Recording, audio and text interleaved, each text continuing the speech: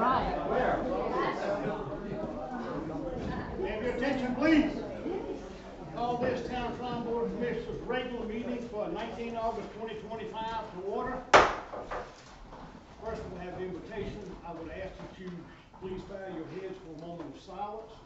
Certainly, the way we are these days in this country, you find something to ask us some forgiveness for some help.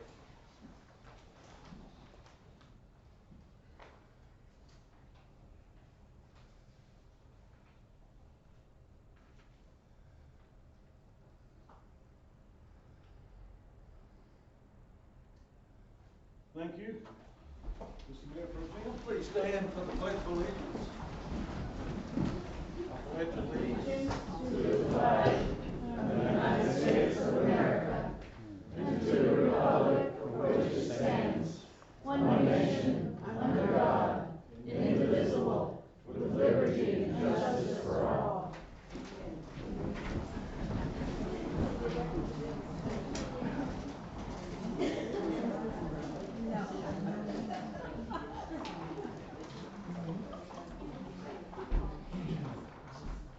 Ladies and gentlemen, my favorite time. Come on up, Tanya. We choose a Citizen of the Year. Yes. Let me tell you about this. Davey did agree.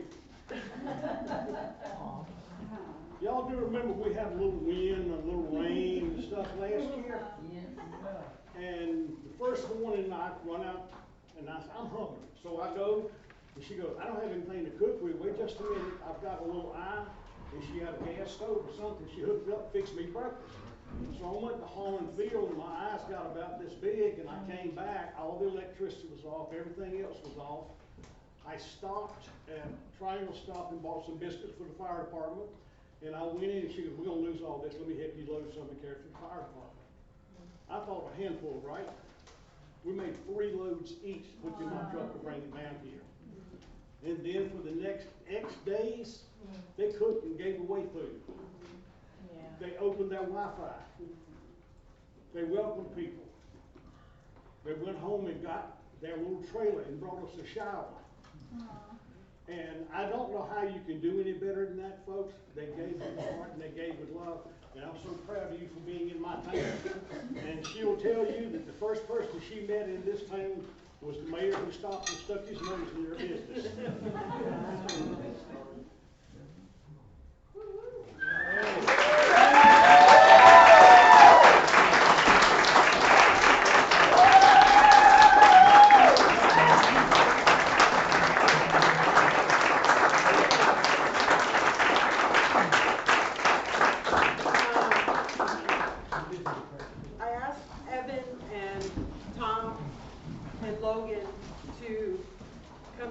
Because I kind of was told to come and I kind of knew what we were doing. I know that you want to thank Trade Street for doing what we did, but we wouldn't have been able to do it without the volunteers that jumped in without even being asked. Yes. So I want to thank Evan and Tom.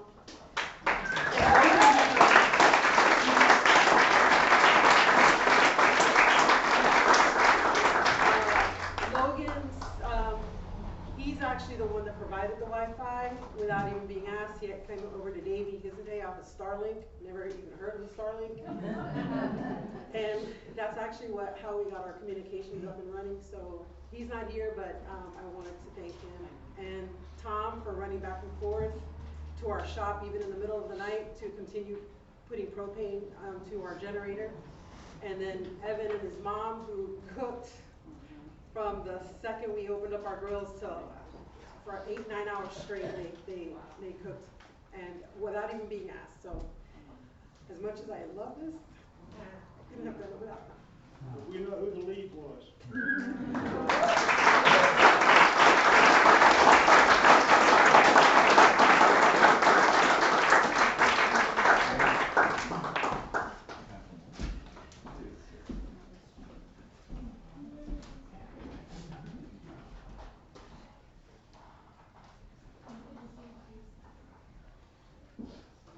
Okay, the chair will entertain a motion to adopt the agenda.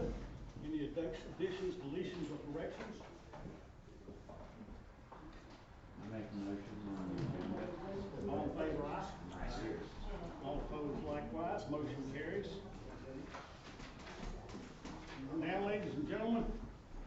I'm going to declare a public hearing downtown historic preservation district designation.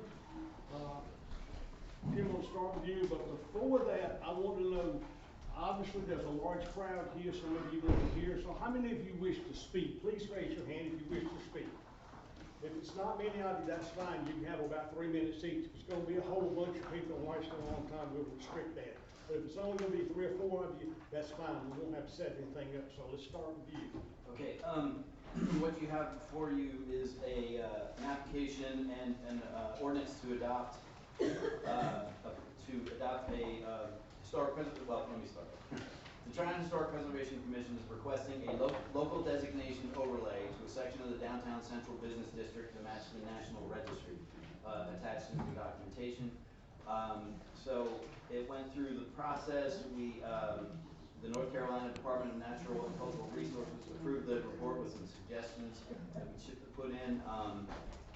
The agenda item was reviewed by the planning board last Thursday, August 14th. The planning board voted 4-1 to recommend the historic district ordinance be adopted as presented.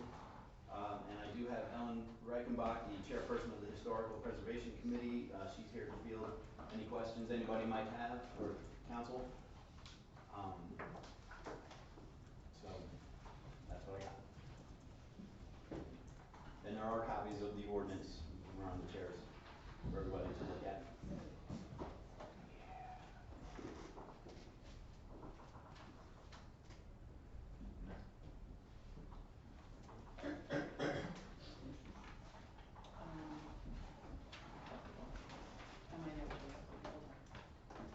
Okay, are we gonna vote on this tonight, or are we just having a public hearing? And to be honest, I haven't read a lick of this. I mean, just kinda got it. I knew it was coming our way, but, so. You can vote after you've held the public hearing that's required by statute, don't have to vote on it tonight. Cause this is what we got, the packet's what we got earlier today. Not just, well, last Friday. Well, but, Do we have it for everybody else? No, I just have copies for the council. I mean, I do wanna know what our citizens have to feel about it. It's just, I don't feel like I should be voting right now because I haven't read a lick of it. If you guys just got it today, how, no, was it we released got to it the Friday public? afternoon, I'm sorry. Yeah, Friday Friday. afternoon. Well, I mean, has it been released to the general public so that people, so that the citizenry can look at it to? Before we go any further, folks, there are 3 of you wanted to speak, so let's just start with you. Always speak your name for the record, so we'll Okay. have that. And preferably name and address, so that is now part of our record. Okay. Okay, now, you're up. My name is Richard North, like the direction, N-O-R-T-H, Warrior Drive, or, Brookwood Drive in, Tryon. And I guess my question is, the way this is written, it's kind of written as though it's gonna be decided or voted on tonight, and I'm not sure, particularly with coming to light that there's some information that the general public hasn't received yet, to be able to weigh in on it. But I guess my concern is why there's this sudden urge to do the designation. And of the 30 properties that are here, how many of them, or what's the polling of the properties that are okay with the change of designation? Because a historic designation sounds nice and frilly and everything, but it comes with a lot of oversight and a lot of interference. I've been through it before in other locations. So I guess my point is what is the impact going to be to the community as a whole with the designation? There's pros and cons, there's always pros and cons to everything. But there's a financial impact, because if you're going to possibly legislate away someone's privileges or rights to their property, then there has to be some form of a compensation involved. There's also a tax ramification, because now the property isn't of whole value, because it's now limited, because they legislate away certain rights and privileges. Those are the things that I would want us to do as a whole, as a society, before you vote on that, because it's important. If you're starting a budget with 100% of X, and now your budget is gonna be X minus 10% because your valuation is decreased, or, then that's gotta be something that has to be figured in and evaluated. I mean, I get the whole historical, we're a historical community and all this other thing, but there is ramifications that people don't necessarily always recognize, and it doesn't come until after the fact and after the vote, and then, oh, well, we gotta come up with these numbers, and we have to find this money somewhere because, unless you don't compensate. I don't know how did you guys handle it in 15? You guys did this for another parcel property, right? We were, at least three of us were not on the council then, or I was. But I understand. In 2015, when it became the National Register. Right, National, yeah. but I mean, I guess of the owners, how many of them have been polled to say we want this or we don't? Because in all honesty, it's their property and their Well, folks, someone has the floor. In all honesty, their property and their valuation that is affected here by the decisions that others are making. And I just would be interested, if it's 3/4, okay, that's a good thing. But if it's one person that might be interested in doing this and going with that, then you kind of have to weigh the value of the many versus the one, in my opinion. And I don't know, I always get, To answer one of your questions, been here the longest. Sometimes I feel like I was born in this room. That probably at least 15, maybe more years ago, when Chris Bruce was still living, he tried to get this started, and one of the things that blocked us was that a couple of buildings had the wrong type of awnings, a couple of buildings that had windows taken out, and they wouldn't fit in. So in the long run, what ended up was the bulletin was the building that got through. Now, between then and now, there's been talk about it on the street, there's been talk about it. Me, once in a while, boy, I'd like to see this. There's also talk about getting the Melrose District, where I live, to go in there. So it has been discussed on and off for at least 15 years. I don't know how much older than that, but that's a question I can answer. The other ones I can't. right, I guess what is the fear? If you don't do this, and there isn't this designation or classification, what is it that the Historic Society or the committee and the person who put together this application, what is it they fear is going to happen? Well, there's a lady back here that knows 10 times as much as I'll ever know, so please identify yourself. Please. One of the reasons this is proposed. My name is Ellen Reichenbach, I'm the chair of the Bryan Historic Preservation Commission. We've been working with the state on this, and I have lived in historic districts in other states and seen the benefit of it. I've also seen the benefits in North Carolina, where there are over 100 towns that have historic districts. The benefit of a local historic district as opposed to a National Register historic district was really described beautifully last Thursday by Scott Lane, who came to the Planning Commission meeting. As many of you may know, Mr. Lane was responsible for redoing the buildings, the nest, the building next to the nest.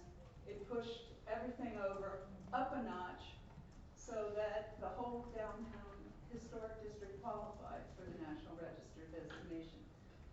As Mr. Lane pointed out to everyone in the room, that designation is essentially honorific. It doesn't protect the buildings one bit. He could tear down his building. Any other property owner could tear down his building. There's essentially no restriction unless you're getting grant money, and assuming there's some oversight. The oversight that is provided with local designation, first of all, if someone wants to tear down the building, you have a year to try to negotiate, to delay it, and try to negotiate another owner, another use for the building.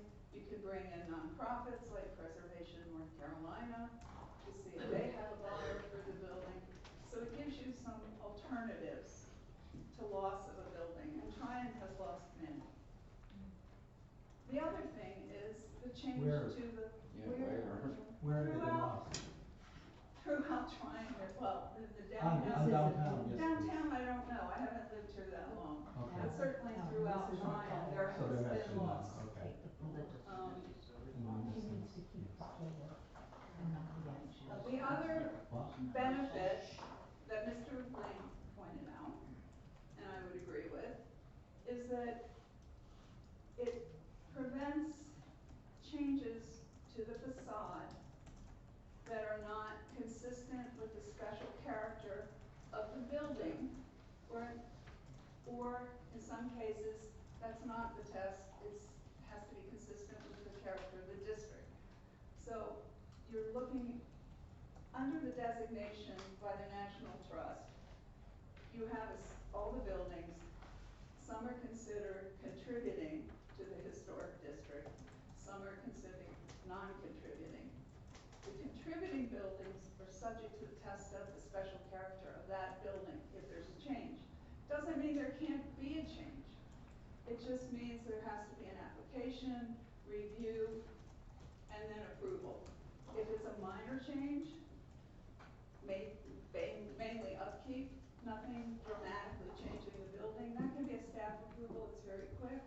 If it's a major change, it comes before the commission, which currently has 2 architects, an architectural designer, and other people who have some experience with historic preservation. It doesn't mean there can't be change. Now, with the non-contributing buildings, the question is whether what is proposed is consistent with the special character of the district. So that's a little more harder to determine, but it also allows a lot of leeway and room for adaptive reuse and creative design. That's basically the process. Now, in terms of the economic benefit of this, or in your case, you're afraid that there's no benefit, Mr. Lane recognized specifically that there is an economic benefit. I mean, it's pretty well documented. If you ever go to a Main Street conference, they've got some really great statistics on how a historic district increases tourism, it helps with business, it's appealing. And it also, as a business owner, it gives you some assurance that the business 2 doors down is not going to do something so atrocious that it harms your business. And I guess to conclude, unless you have other questions, I think it's particularly important right now for Tryon. We're looking at the trails coming in, lots of change potentially, and I don't think most people in this town want to lose what we've got there. I may be wrong, but the commission has worked very hard on this. Right now we have 3 general design standards that we're using. We're only using the federal standards.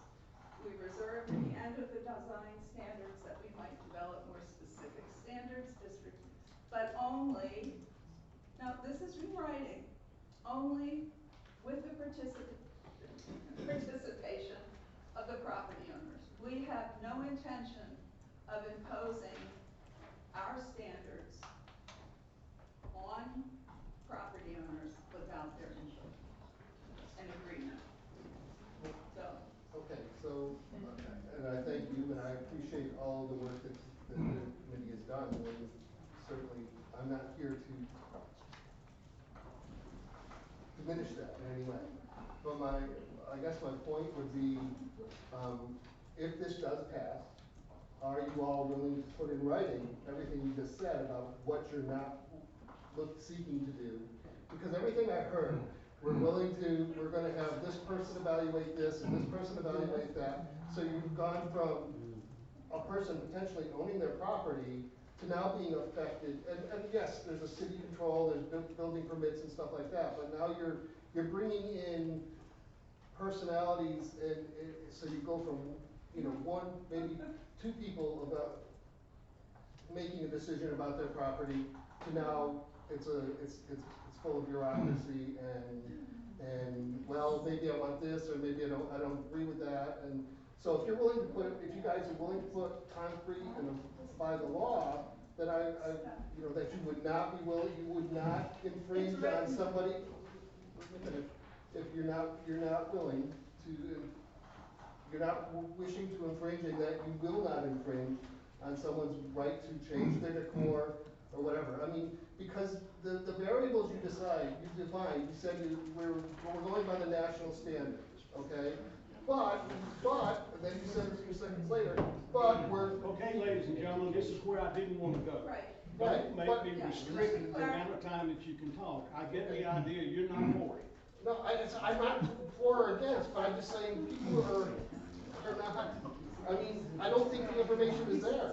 All right, the information, we have had some articles in the bulletin, we have published our design standards and rules on the website. We are governed by North Carolina state law, there's a very strict procedure, so there are rules. Okay. We can move. Alan? I just want to talk, I want to address what Mr. Moore just said. I'm Alan Cassman. I met with Skipper Crow and Ellen for breakfast probably about a month ago, 6 weeks ago. And I asked Ellen that exact same question. At first, when she went to the planning board and to the town council, it was supposed to be an advisory board. Tim Daniels and I talked about this. We heard the same thing. He has the minutes. He has printed out the minutes. He has sent the minutes to the town council. He sent the minutes to the planning board. Tim, is that correct? Yeah, they're printed out. Yes. And what she said, and the way it was presented, it was supposed to be advisory board and for grants. It was not going to be a board that you have to ask permission for. So when I sat with her, it has been done a bait and switch here. And when I met with Skipper and her, I asked about the question about this, and she said, if you don't like the decision that we make as a board, sue us. No, sorry. Ask Skip, let me speak. You got to speak, but I'm answering how our conversation went, and Skip was sitting there when I asked that question. There is a right to appeal, that's different from saying sue us. It can be appealed to the planning board if the applicant. And you said, is take us to unhappy. court. And from there, if the applicant is unhappy with the planning board's decision, the applicant has the right to pursue legal action. Skip, can you chime in on this, please? I remember vaguely the conversation about that. I don't remember specifics on that point. Tim, would you like to read the minutes? Would it make a point if he reads the minutes, how Helen originally approved this, and I'm on the planning board, and I was for this the way it was originally presented. The way it has bait and switched, I am not for this now, because it's against state statutes that were put in place last year, which we will go over in a minute with the town attorney. Pleasure of the chair. That's a drum roll. They're already in trouble. No.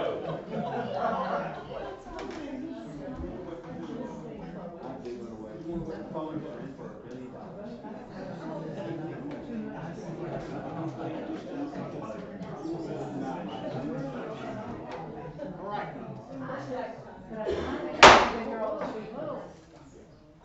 Thank you. Nobody up here wants to vote on this tonight. So what I'm seeing is that there is a group that doesn't want it, there's a group that does want it, there's a group that doesn't care. So at this point, what I want to do is close this session. Alan, I have letters from several property owners who have written things that are against this.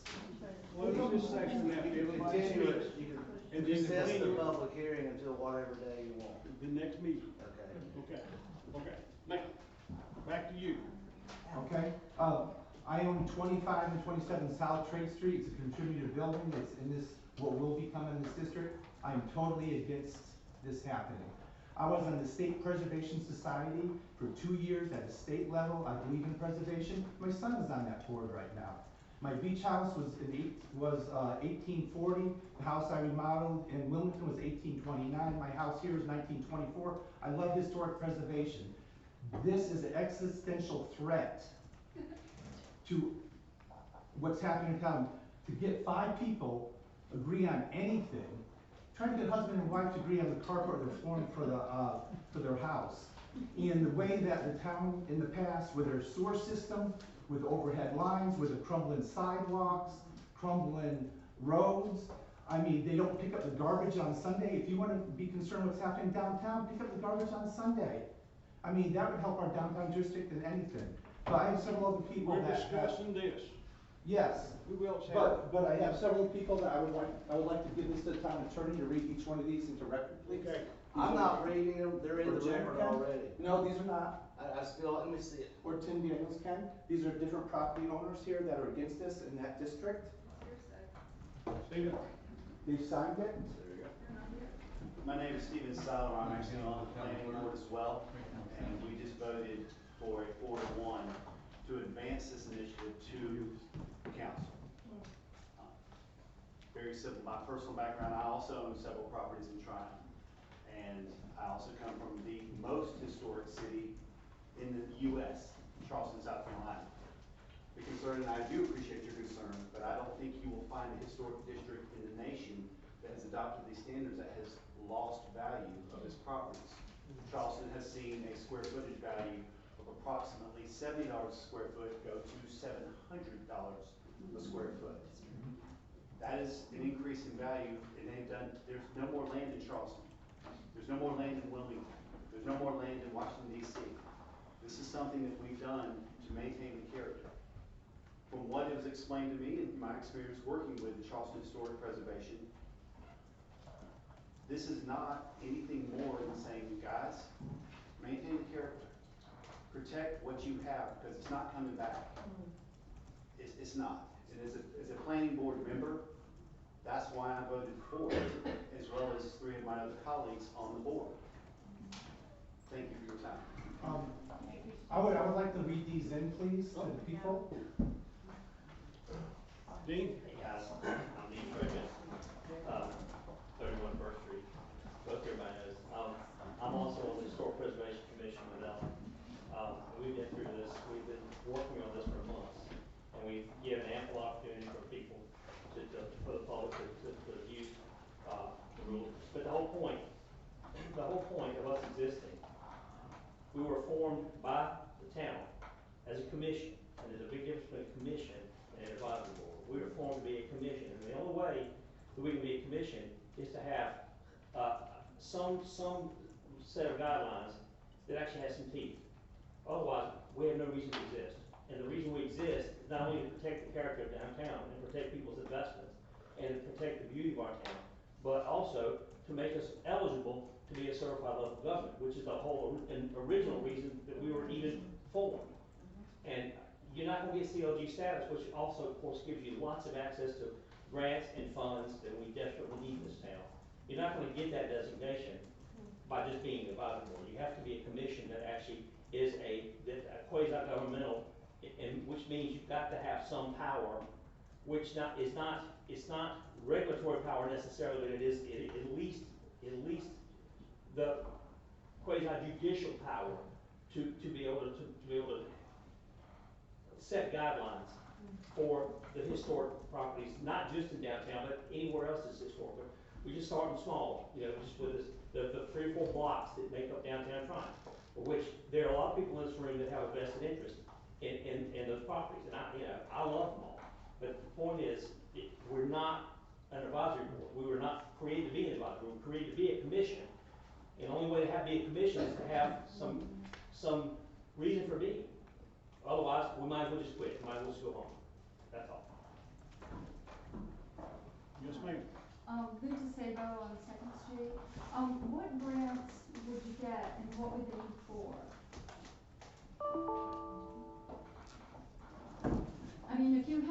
form a commission that's going to propose grants, what are you going to use the grants It's for? not the commission that would, if I can clarify it, for the town to apply to be a certified local government, the town must have a functioning historic preservation commission.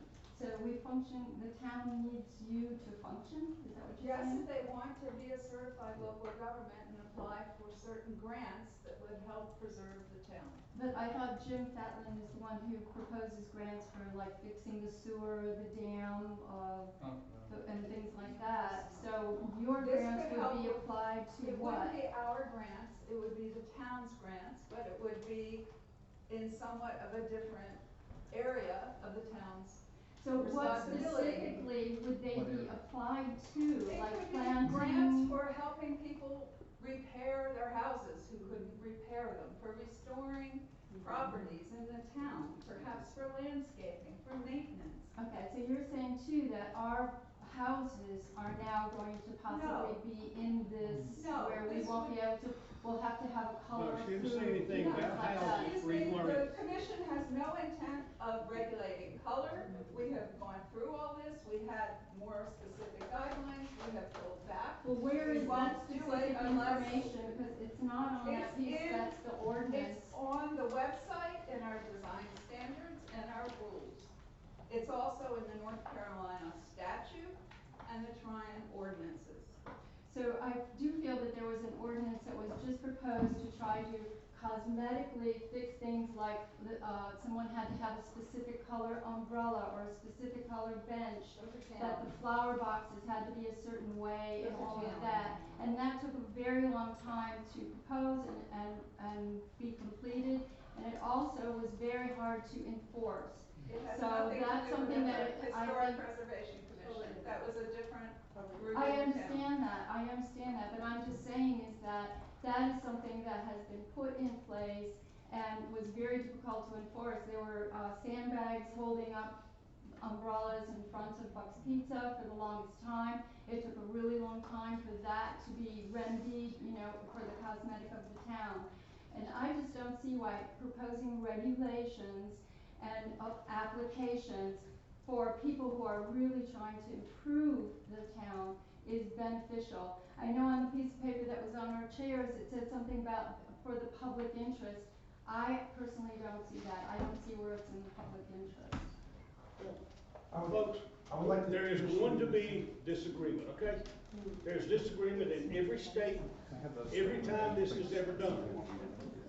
I'm telling you what I want, whether it's this or something else. We have what other people already gave away. We have what other people either tore down, changed the facade on, and did away with. Whatever we have to do to protect that within reason, personally, that's what I want. I wanted to see my house in this, but that's all beside the point. Yes, sir. Hey, thank you so much for your time. My name is Alex Cahill. I live at 330 Melrose Avenue. First off, thank you so much. I know public service is, well, I don't know what to say. It's a lot, and we appreciate everything you and staff do. I want to say every interaction I've ever had with staff at the city and the town is absolutely spot on customer service wise. My concern is more around transparency and state law. So I just want to bring these up quickly. I won't spend too much time because it's a large group and you have other things to get to. First thing is I'm having a really hard time finding documents online before a public hearing. I can't find the required documents. I wanted to find that SHPO report that's required by law, and I wanted to read it because that's part of the state statutes. I couldn't find it. I'm not necessarily for or against most things, especially as a planning director myself, but what I am interested in is in transparency of information. I'm having a hard time accessing that, which I would love to see this town board address. And I just have a question, because she brought up some of that same thing during our work session about making sure we had all the stuff there. I can tell you this, having been here as mayor for 21 and a half years, I've not seen this many people in one room until the last time we had something to do with annexation of zoning and it filled up. In general, folks, I'm sorry, but I'm fussing at you. You don't come out until there's something you don't like. We never know what it is you like, you don't tell us. That is not true, I'm here. In general. In general. The second thing I'd like to bring up is, since I couldn't access the materials ahead of time and do a deep dive in them, I'm having a hard time understanding if the ordinance is to only regulate design criteria or the actual use that goes in the buildings. And my personal perspective is that if it's regulating the use within the buildings to this local historic designation, that is against 160D 601D under North Carolina General Statutes. And so I definitely encourage you to take a look and minimize the risk the town is taking. If use is not being regulated and it's just design criteria, I would have less heartburn about it, but I would want to lift up what everybody else is saying. It's creating an undue burden sometimes on the small business owners where they have to look for a certificate of appropriateness. So just think about some of those things going forward. I'd really appreciate that. Here's my copy of everything I have. You're welcome to it. The uses are sticking to the table of permitted uses. It's not what they can and cannot do on the inside. If it's allowed in the table, they're good to go. Perfect, thank you. Yes. I want to finish with what I was reading before, please. If you'd like to go before me, you're more than welcome. My name is Maria Judson. I live on Shadows. And I just wanted to make everyone aware that I'm not on the Historic Preservation Commission, but I'm highly vested in its success. I came here as a preservationist, but I have attended all of the meetings and I've been part of the process of having the standards written and revised many, many times. And we've been working on this for over 3 years, so it's not something that's been happening quickly. It's been very, very diligent, and the commission has put in a lot of time and effort. But the reason that I'm standing up right now is because the commission was advised by the state to have not one but 2 open sessions to the public to come to the commission meetings to ask these questions that you're asking tonight about this district. We decided as a commission, or they decided as a commission, to have a third one, a third meeting, because the first 2, not enough people came, maybe no one came, and the third meeting, we actually got rid of our agenda, scraped the plate clean so that anyone who could come in would have the entire hour or 2 to talk about these issues and these questions. No one showed up. That everyone came tonight, and they're all having the questions that we have tried to provide a space in the Historic Commission meetings. It's all on the website. These meetings were publicized in the paper and everywhere else. I don't know how else to get people to come to the commission and voice these concerns, but I don't think that this is the right venue for these concerns. They need to be happening at a commission meeting. This is going to affect our building. Right, but I'm just saying. This is the only place all that these matters. questions where Really? we opened a forum and no one came. No one came to the forum. If I may. All we can do is advertise in the city things. What time Our was it? websites are terribly, let's say, behind. They were at And 3 we are o'clock working in the on getting them, more progressive and more user-friendly, but that's something that the town is struggling to do because of funding. So we're still working on trying to get the websites to a place where they are more user-friendly. That's all I have to say. It's just that the commission has tried to give voice to all these concerns, and no one has come. What time was the meeting? What I can tell you folks is, time, that question's always asked, if you have it at 9 o'clock at night, 7 o'clock in the morning, 3 o'clock in the afternoon, it's generally the same. Until people find out that something pinches their finger or something, I'm as guilty of that as the rest of you are. But until something pinches our finger, we decide not to move. But as I said, I know this has been going on for years, and people talk about it. Do I know all the particulars? No, that's why we have a commission. Yeah, this commission, I think, started what year? 2003? Yeah. I thought it started in 3, and then it went away and it came back. So 2010, this commission started. And we're just now getting to a place where we can maybe, hopefully, possibly get the local designation. Yes. Not overnight. Okay. I would like to read these in for the property owners, okay? Billy McFarland, attorney in town. He owns 39 South Trade Street. He is against this. Noel Guffey, who owns 94 Main Street, again in this district, is against this. Isn't that hearsay? No, this is signed letters. It is not signed. If you Again, would, just turn those into the town. again, Brett Staggs, he is against it. 10 Straight, 55 South Trade Street, Christy Ward, she is against this. Yes, she is, I have a letter. Okay. So, also, I'd like to give a copy of the state statutes here to each individual person here. The front page and the last page that matters is the highlighted part that matters, that against this will be breaking state statutes.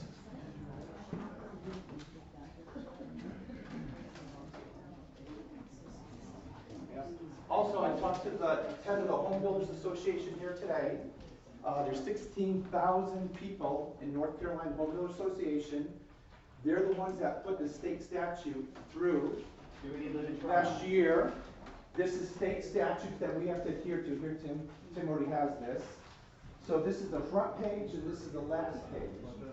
I don't know if Tim would like to educate the town council in the room about this, but basically this is against state statutes. No, I don't buy that yet. Okay. Because you said so. Okay. I'm gonna go to my attorney and at some point he will research this and find out if that's a Okay. fact. The head of I'm the ready Home to Builders move on, Mr. The Cassavant. head of the Home Builders I'm ready to Association move on, today. Mr. Cassavant. I have one more minute, please. I can speak. You can't shut me up here, Alan. You can't. I know you tried. You cannot. I talked to the head of the Home Builders Association here today. He said, in his opinion, this is against the state statutes. He checked with another colleague in his office too. They're the ones that sponsored this bill. They're the ones that negotiated with the lawmakers. And this is law right now. This is down zoning.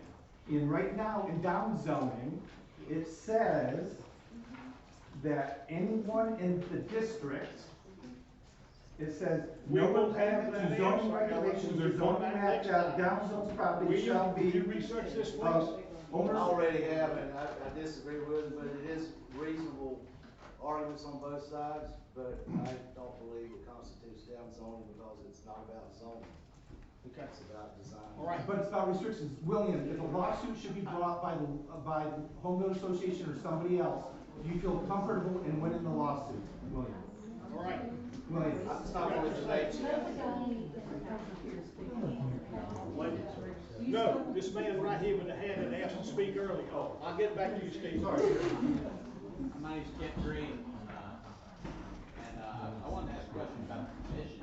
Is it appointed by the council? Is it an elected official? And do they have terms on the members? I mean, what's the nature of the commission? I mean, that you talk about is, everything's, you can worry about things. Am I not correct that they fill out an application? Yes. And then it's appointed by the board? So, they fill out an application if you want to be on it, then it comes to us and we vote yes or no. when there's a vacancy. Yes, when there's a vacancy. How long is the term? 4 years, and you can have 2 terms in a row. That one I can't answer that question. How long is it? 4 years. 4. Okay, 12th term is 4 years. Stephen? I didn't use my 3 minutes before, I was. In law, when they're prosecuting cases that involve anything with money, attorneys and judges are asked to consider a very simple Latin phrase. The phrase is cui bono. It simply means who benefits. If a group is saying that this is not a valid law, who benefits? The group bringing the lawsuit. If someone is saying, I don't like this, who benefits if it gets overturned? I'm pretty sure that historic preservation does not seek any money from individual citizens. I don't think that the planning board, I know, doesn't seek any money. I don't make any money. We're volunteers. We're appointed by the board. Alan's appointed by the board. I'm appointed by the board to look out for the best interests of Triumph. So who benefits from me doing it is the town of Triumph. I would ask anyone to consider whatever we do, who's benefiting? Why are we making so much noise about it? Who's making the noise and why are they making that noise? Because who does it benefit? Thank you. Also, why hasn't every property owner been asked how they feel about it, whose property is getting district here? I bet you, the reason is because the majority of the people downtown that have these buildings are against this. Take that as a suggestion. I'm gonna close this. Ask for a motion to recess the Yes. public hearing. Continue the public hearing. Until next meeting. Give the date and the time. Yep. Get it. September 15th. I make a motion that we resume this on September Next regular scheduled meeting, which is the 15th of September. 15th September. Is it the 16th? No, I think the date's different. 15 September at, Seven. again, roughly 7:15, because we have to open the meeting. It's okay to say seven, time the meeting starts. Yep. 17. No, yeah, 16th. 16th. September September 16th. 16th. Okay. I'll second. All in favor, aye? Uh, Motion likewise. Motion carries. Can I make one comment? It's not really pertaining to that, I just wanted to say, for the notifications, I have to mail the actual property owners, the adjacent property owners. I posted it out front, I put it in, we're supposed to put it in the paper 2 times, I put it in 3 times. All of these reference the, historic preservation meeting and the planning board meeting, as well as this meeting. And I put it on the website the first day I possibly could, so I would say, from going forward here for this issue, go to the news and public notices site on the webpage. That will update the dates for, and post whatever else we need to. But that would be your best way of continuing getting information on this. Okay, now, I'm ready to move on. Can I just invite everyone to our next meeting? Which is? It will be the first Wednesday of the month. I'm not sure what day that is in September, but we meet every first Wednesday. of The month. third. Third. What? September The 3rd. The Okay. first Wednesday is the third. Thank you, it's not the third Wednesday. Done? First Wednesday at 4:00 All right. in this room. Consent agenda. Chair will entertain a motion to adopt. These are general things that we accept, ladies and gentlemen, with minutes from other boards, meetings, financial report, grant status, town board commissioners annual meeting schedule. I believe that's posted outside. It will be once you all vote on it, the official meeting What's out there schedule will still, be the one adopted. from last year? Yes, correct, yes, sir. Okay. Your motion? Okay, all in favor? Aye. Opposed likewise, motion carries. Item 8, tropical storm Helene damage and restoration. Jim and Tim? Okay. I'm pleased to report that I think we're making progress. It's not been quite a year since the lead hit, back in September 26th or so. One of the areas that you suffered some damage and so forth, they're not eligible for immediate FEMA, is our consultant that this town board hired was Boston Solution. They're helping out Polk County. And one of the areas, they asked us to identify projects that could make the town stronger in the future for another bad event or whatever. And currently we have 2 pump stations, Hogback and Warrior Mountain, that we have a portable generator that goes back and forth. And so our consultant suggested that we score very highly on a grant application to get generators for those 2 sites. Also, during the storm, I was in contact with the water plant. We had a major water leak which we had identified, and we're losing water quickly in our storage tanks. So we made a decision to close the valve and work all night. We had a generator to produce the water and get it back up. And then first thing in the morning, we would look for the leak. And within an hour, they found the leak. It was a line broken underneath the Packlet River.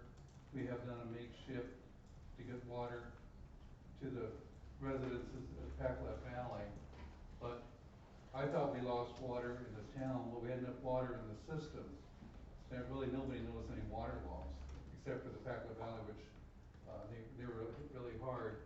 So we like to have Ralston apply for a grant for, getting a permanent fix, which is very expensive, but, it would get a high priority, and then 2 generators for, those 2 pump stations I mentioned. We've gone all these years with 1 generator going back and forth and so forth, but, my request to the council is that it's on item 8A for you. Yeah, it's It's the to retain- additional little packet, I think I wrote like 8B originally on the top of it, Right. and you'll see it. So it outlines what the scope of services be, so it'll be amount not to exceed $30,000, but if we don't ask, we won't find out. We feel that these projects would be high priority in consideration by FEMA, so we're asking for support to retain Boston, who's our current consultant on the FEMA side of the damages, this evening. Motion? All in favor, aye? Aye. Opposed likewise, motion carries. Next, Jim? Also staff a meeting with the Harmony Field Board over, because they were probably the one area that took the biggest hit from the storm. And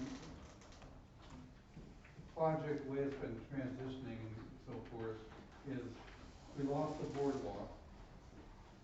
And the cost to rebuild is $162,000. So even though, say, FEMA said you can rebuild it, the county won't let us build it anyway, because we lost over 50% of it. The screen porch was also lost. The cabin, we've got notification that's gotta be torn down. The field house restrooms, we've been notified, we can't reopen them as bathrooms. But the silver lining in this whole thing is FEMA's going to give us money, what would it cost to rebuild the cabin, which is like $580,000. The cost to rebuild the boardwalk, $162,000.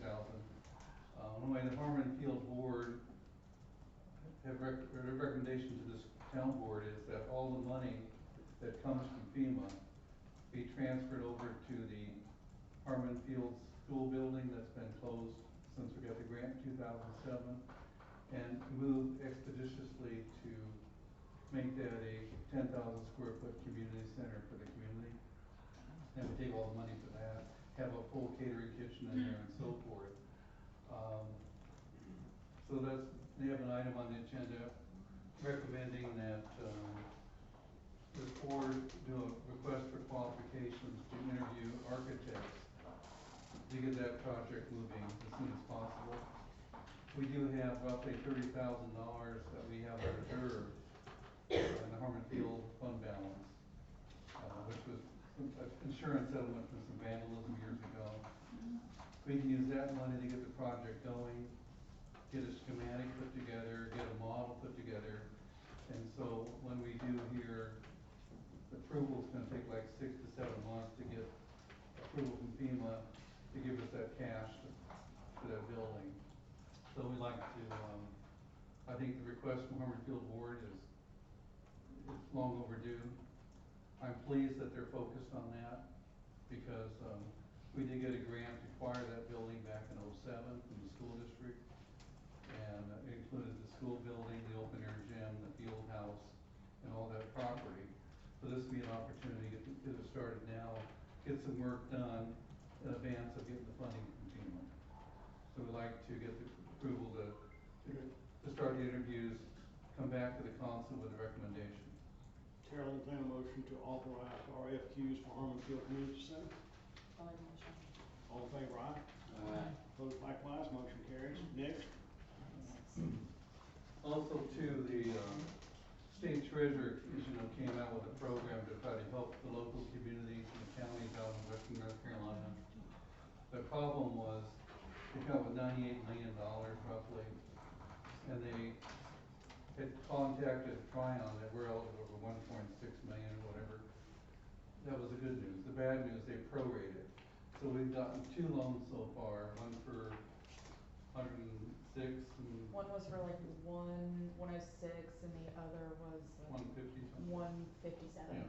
So anyway, they issued the money out, And I did appeal their process to the state treasurer. I talked to the top person over in the state treasurer's office, explaining their program didn't really work. I said, if we get the money back within 20 days from FEMA, it'd be a 20-day loan. So what they did, they went back and said, let me review it. And they talked it over and they sent a blanket revision that you can borrow this money and take it to 5 years, no interest, to pay for it back, even to get reimbursed in the meantime from FEMA. So that definitely has helped us to get cash flow going. Because the way it works, you only get your money back after you complete the project, get the copies of the canceled checks, then they write you a check 20 to 30 days from that point. But that, for a small town, it's tough. And so this town already put up $300,000. We've got $250,000 in cash flow loans, but the money has started moving now. So there's a third loan coming. We're on that list, along with other local entities in Western North Carolina. They haven't given us the amount yet they're gonna have. As of 15th, they closed it out. We're one of the list of asking money, but we'll come back at the next meeting with the exact amount for that, plus a further update. We've had the storm updates on your town board agenda since October of last year. And I understand the local churches would like to have a remembrance, I guess they're working on September 20th, at Harmon Field, and there'll be more information about that. But in any case, we are making progress. And then the Harmon Field Board, we're moving forward to redo the Delara ball field. That contract's been left. The playground opened up on Friday at 3 o'clock. All but one piece of equipment's not functioning. But we got the engineer molds, the fencing up. The soccer fields, we were looking at redoing them completely. But I went out there with Brad Gordon and his staff, and the Harmon Field Board has been out there a number of times. The grass is coming back better than we thought. And so we're going to build up the soccer fields sooner than later for a lot less money. And then the field house, I feel this kind of decision, I didn't want to tear down the field house. I know we can't use it for restrooms, but we're going to try to keep it as a storage room for soccer equipment and things like that, and build new restrooms, more likely probably at the open air gym. That way, if you want to have an outside event, you'd have the new community center as well as the open air gym area. Because I think when it's all over, it's going to be a better Harmon Field. It's been a long process. We're now moving faster now that the money's flowing. And then along the way, our fire chief applied for a grant, and I guess Chief Cunyo, I guess you're hiding over here. He's hiding. This is what you'll do on. Can you share the good news you got? So we applied for a $50,000 grant for anything to do with wildlife response in terms of fires. And so I directly put in for, you had to specify ahead of time what you were going to buy, and you got approved or denied. So I put in for an ATV with a skid unit that could carry out injured people and also has water on it. And that'll help us with rails to trails, the Melrose Mountain Climbing Park and all that as well. All the specs and prices and everything should be in the packet. The top one is gonna be for the UTV, and the second, is for the skid, right, Josh? Yes. And this is what CAL FIRE runs and Hot Shots out in California, so it's top of the line equipment.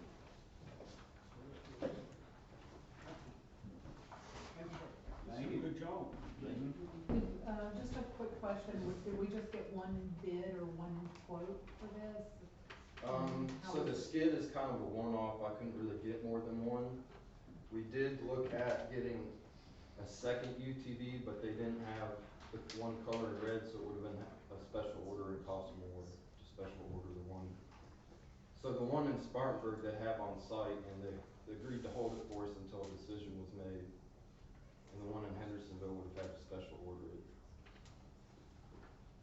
There are only 3 dealerships that offer them Spartanburg and Village. Okay, thank you. So the grant is okay to pay for that?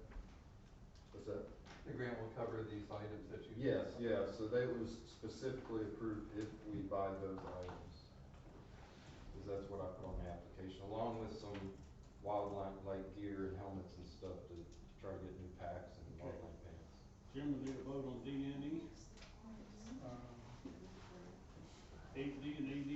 Well, D, I don't think we don't have the amount, you could vote to accept the loan, that way if we find out in the next couple of days, we can accept the, cash flow, so, yeah, we vote for D if that's okay with you. We're on the list, we already, some money, we don't know how much. I don't wanna vote on an amount. Okay. And I mean, as long as we. It's a 5-year no interest loan, if you, whatever it's gonna be, And it's probably gonna be $100,000. I would say, I would be willing to do a not to exceed amount, but Okay. certainly not an open amount. How about not to exceed 200,000?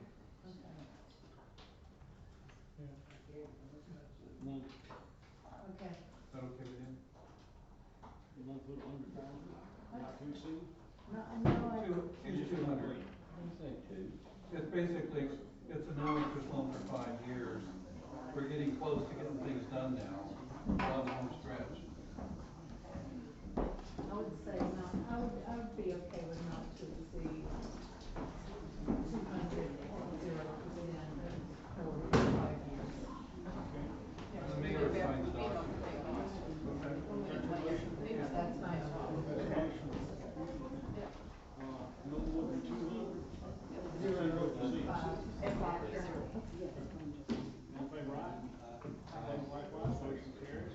Then you got the fire grant, accept the grant award and approve the, E is vote to accept the ATV. The ATV. Motion, all those in favor, aye? Opposed, likewise, motion carries. Item 9, Saluda Grade Trail. well, first of all, I wanna thank the mayor and council. I think the celebration we held on July 31st at the depot turned out really well. The turnout was excellent. One of the things that I always ask to look back on something is, would the citizens of the town feel good about that event? I think the turnout was good and people felt good about it. Lourdes Gutierrez and I met with Southern Carolina and the folks from South Carolina. They toured Landrum as well as the depot, and then they made a decision to come to Tryon. And so I believe that the communities of Inman, Campobello, and Landrum all felt pretty good on that Thursday, July 31st, and the ceremony and everything came across well. Following that event, I made a overture to Inman several months ago. I've been keeping up contact with their administrator, and one of the things I shared with our town Saluda committee is that it'd be nice when the trail's built and they cut the ribbon in Inman, that the trail goes to Tryon, not just ending at the state line. Well, that was kind of a vision that I had shared with this council and the committee. I was approached by South Carolina. They've asked if I would like to sit on their selection committee to pick their engineer to build the trail from Inman. And that when we get the prices after the engineer's picked, there'd be an incremental portion for North Carolina. That we'd be responsible for that, but I think being part of that committee would be advantageous, and I would like your support to participate in South Carolina in selection to be on the committee. And also too, there was discussion, next steps in moving forward.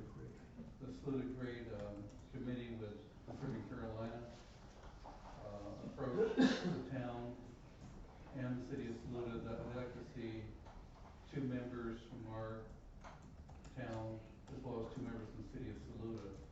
And so they met last week on the 14th, so I asked the mayor pro tem to go with me.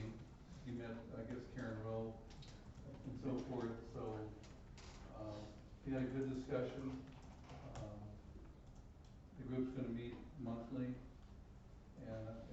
good discussion, and I, would like to have support to have Skip and I as our two appointments, to the Skirvy Carolina side. And they did talk about, they were really impressed that South Carolina's overture to get Tryon involved on the design was a big plus. Any questions? Good. I was impressed. It's a great group and, things are gonna move rapidly. Ton of people. It was what, 10, 7 or 8 of us? We had about 10 or 11 on the group. Yeah, there was 3. I'm talking about the parking lot.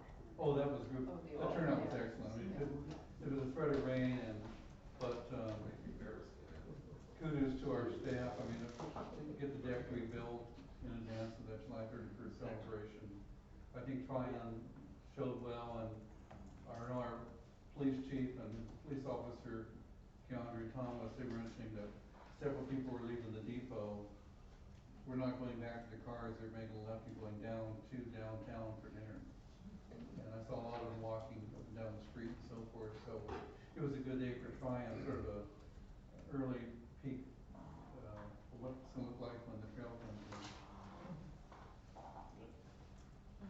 Thank Chuck, of course, he did a great job on that deck. He did. He did. Outstanding. Item 10, proposed invasive species control. Yes, he did. You're okay with the recommendation of putting Skip and I on the state North Carolina committee and let me just be at South Carolina? Just a quick question, are we limited to 2, and if we could have 3, could we have a citizen volunteer, just sort of to start getting? Well, we have a group, tomorrow, I think it's 3 o'clock? 3 o'clock, we have our We have a trade. Saluda Trade Advisory Committee. Okay. Where the citizens can get involved, and I've been asked to come and give an update on the South Carolina design thing, and, what's going on the state steering committee, but the group for, our downtown, our citizen group, is to come up with ideas, what are we gonna do to get the town ready? There's another item on the agenda which affects the Saluda Grade Trail too, we'll get to it. But, I think that's where our citizens can really have an input, is what do we wanna see our town? I mean, after some of tonight's robust participation, I think it's very important that we start inviting citizens to participate more and more. But I think that the city, town board was very proactive, I think, getting that committee formed early on. Now we're now taking traction, and they closed on the contract, I think it was July 12th, to buy the property. So now they'll be looking in, they actually get the money to build it. But South Carolina has the money for design, and we'll have the money for construction. That's why, if we could be a part of that with them. Yeah. And then we do have a federal lawsuit that we've joined in on compensation. I'm not sure what we'll get when it's all settled, but that money can help toward our cost for design to get it to. And I guess one final comment is, I'd like to see the trail come into North Carolina and get as far as Lockhart Street, past the depot. The reason for that is we can pick up Rogers Park as a place for picnics and restrooms, as well as the Tryon Elementary School parking lot for a staging area. Because I guess my experience is, a lot of times if you stop someplace, oh, we'll get the money later on, I like to see it get designed in Lockhart. Yeah. I just have a question about how to find out about these meetings. Your name, please, sir. Charles Hooker, the Muslim League. I just want to find out how to find out about these, because I vote online and I haven't seen anything. So, meeting's tomorrow at 3 o'clock here. Thank you. And we're gonna try to, we're going to get better on the website, on all the committee meetings as well as the council meetings. Item 10, invasive species.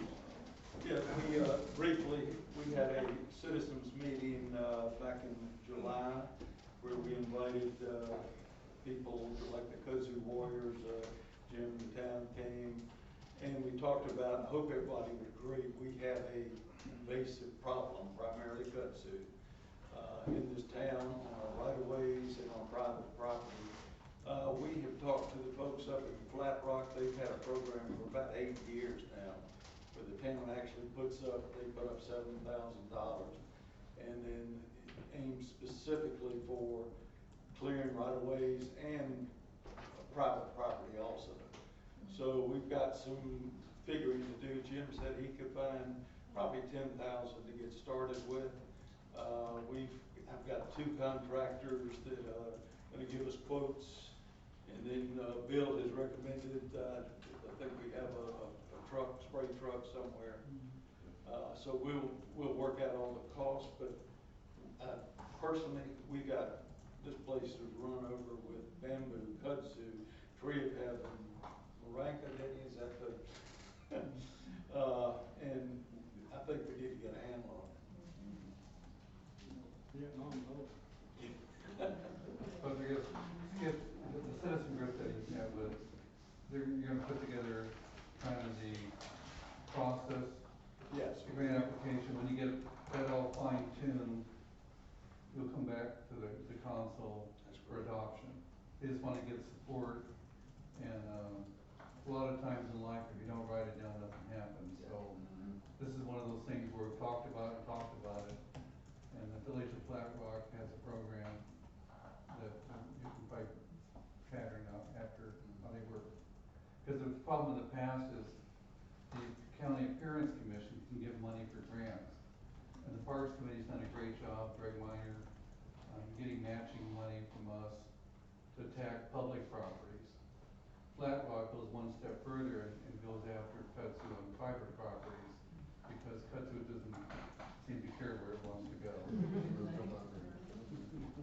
But we'll come back with a plan for you to adopt. But not being lectured to. If you got it on your property, kill it. Because that's our biggest problem, is property owners ignoring their property lines, and it encroaches on her property. She's got a neighbor right now that they're absentee, and it's getting eaten up with kudzu. Real quick, I was just gonna insert, the Warriors in Gillette Woods, we're gonna do like an educational workshop for, sorry, Kristen, Gillette Woods, at any rate, they were going to do a workshop for the town, open it up to the town of Tryon, because half the battle is, what do we do about it? Like, how do we kill it? What, do we clip it, do we pull it, whatever? So, I think someone from that group was going to be coordinating with someone, I guess, on the town council, to see if we could open that up to the town. Yeah, because I think that's more than just, right? Yeah, We all need absolutely. This is an education process. Exactly. We've got to inform people. There's got to be consequences too. To Bill's point, if a private landowner lets kudzu run all over the place, there's got to be a consequence for him. If we kill it, you're going to pay for it one way or another with lien on your property or whatever. So.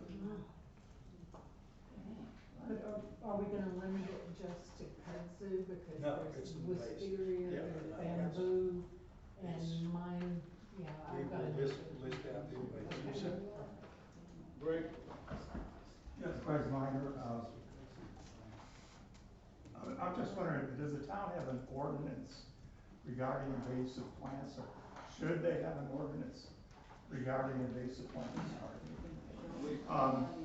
Meaning that some of the kudzu vines and invasive vines that are growing up are 40, 50, 60 feet high. And I think the higher they get, that's when they start to flower. And then they perpetrate that spread of that invasive.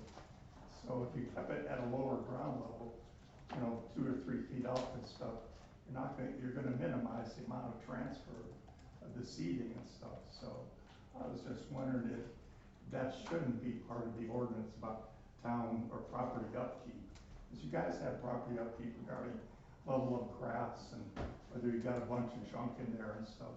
I wonder if invasive plants shouldn't be part of that. We actually have an invasive plant ordinance. You do? Already on the books, from what I understand. It's called noxious weeds. Yeah. But same thing, but Noxious it is an weeds. ordinance. That's part of it? Yeah. And that can be enforced? That's. Can I deputize you? Yeah, that's the problem. Yeah. It's enforcement. So where does that, who do you, if I, and I do have some neighbors that definitely need some, instruction about getting rid of the kudzu on their property. Who do I contact? Just the town? Right now, the agricultural over in Columbus, I mean, they have brochures, they have, everything you need. No, I mean, if it's a part of an ordinance. Yeah. You want it enforced. Tim. That goes to Tim? Okay, lucky guy. Yeah. Lucky guy. Okay. Yes, sir. My name's Ray Fogg, I live in, Pensacola. I can attest that, Tim will definitely be on that, because he was on me, so. I got that. Okay, moving on, item 11, resolution adopting South Mountains Region Hazard Mitigation Plan. So, you'll turn your packet, you got your resolution, it's really, the county did it, they adopted it after other meeting, everybody in our area typically does it, just to deal with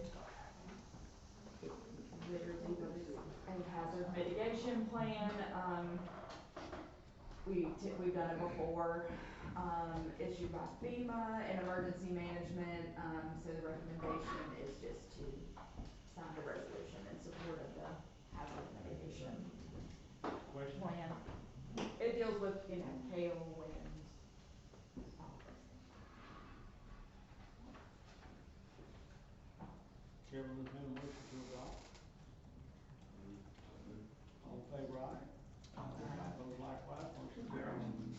Item 12, Jim.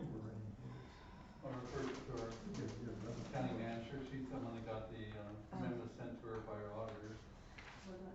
Okay, so at our June meeting, I presented the audit contract to you all. It's the same group of auditors that we've used for the last several years. You approved that contract, but it had a deadline of October 31st. The state has since changed it, and now the hard deadline is December 31st. So the local government commission just needs us to have updated documentation with the audit contract. I guess I'm pleased that they extended 12/31 because at the state treasurer's meeting a couple of years ago, I went to, we were late on our audit. And so were several other towns. And the state treasurer was reporting that out of 100 counties, only 9 had completed their audit by October 31st. And only like 27 cities. And so the whole state basically was late. So by extending the deadline, they're getting more people into. It makes sense. Yeah. Because your home year runs from 1 January, 31 December, the state's 1 July to 30 June, and feds is 1 October to 30 September. So if you had to do October, if the feds money would come to you, you didn't get the check yet, but you're still supposed to have it in your audit somehow. So and I think that's why they did it. But once they did something really makes Also sense. too, this has been difficult when we went out to do an RFP for auditing firms. A lot of the firms didn't want any new business. And so we picked a firm, and then, of course, they're gonna be here week after. They're coming next week. Next They'll week, be to start the in-house. audit. And the goal is to get it done before December 31st, we'll be like everybody else. But anyway, I think the new treasurer is listening to the towns because it seems strange to keep yelling at people to meet the October 31st when only a handful are meeting anyway. So I'm glad they're doing that, so we just have to match the contract with the new deadline. Chairman, entertain a motion to adopt the contract amendment. I make a motion. All in favor, aye? All opposed, likewise, motion carries. Item 13. Item 13 is the October meeting. As you know, we've been in discussion of proposed cell tower at the water plant property. There's some issues involved, moving the generator and so forth. And so we're ready to bring that agreement to the council. We'll give a copy of the draft contract and then so forth. But, we just wanted to let you know it's on the radar to bring it before you. There's no action other than letting you know we're gonna set that date. So I think I have a few questions on that, if Sure. that's okay, and I probably some folks here may as well. First of all, there was no, I mean, this has been around for what, 3-4 years, and I totally understand cell service is lousy around here, but there was never in to my knowledge, a problem statement. What problem are we trying to solve? Better cell service, that's vague. How do we get, was there a problem statement? Who was brought into the discussion? Was it town management? Was it town council? Was it Verizon? Who all was involved in those discussions early on? Who contacted Verizon? Come to us? Did we go to Verizon? Why are we only looking at town properties? Why wasn't there some type of community involvement to choose a right location, if there is such a thing as a right location? And, I think there's gonna be, it just seems like there's lack of transparency in selecting a site in an historic neighborhood. No one really has done that vetting. Would on top of Hogback Mountain be better? On top of White Oak? No one did that. And, I think,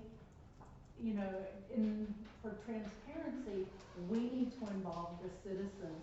And are we trying to solve this for Tryon? Are we trying to solve it for, Polk County? Are we trying to solve it for Tryon and Landrum? What is the problem? And totally understand cell service is lousy.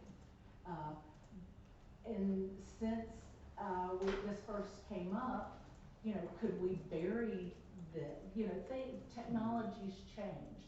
So to enter into, even to consider entering into a lease without going back and doing the due diligence and bringing in citizens to help find a good solution, I won't say a perfect solution, but a good solution, I think we should do that. I think we should that should have been done when it was stopped a couple of years ago or a year and a half ago. That should have given time to do this type of study, but we didn't. But we need citizen involvement rather than just forcing this. But our ordinances only allow wireless communication towers on town-owned property.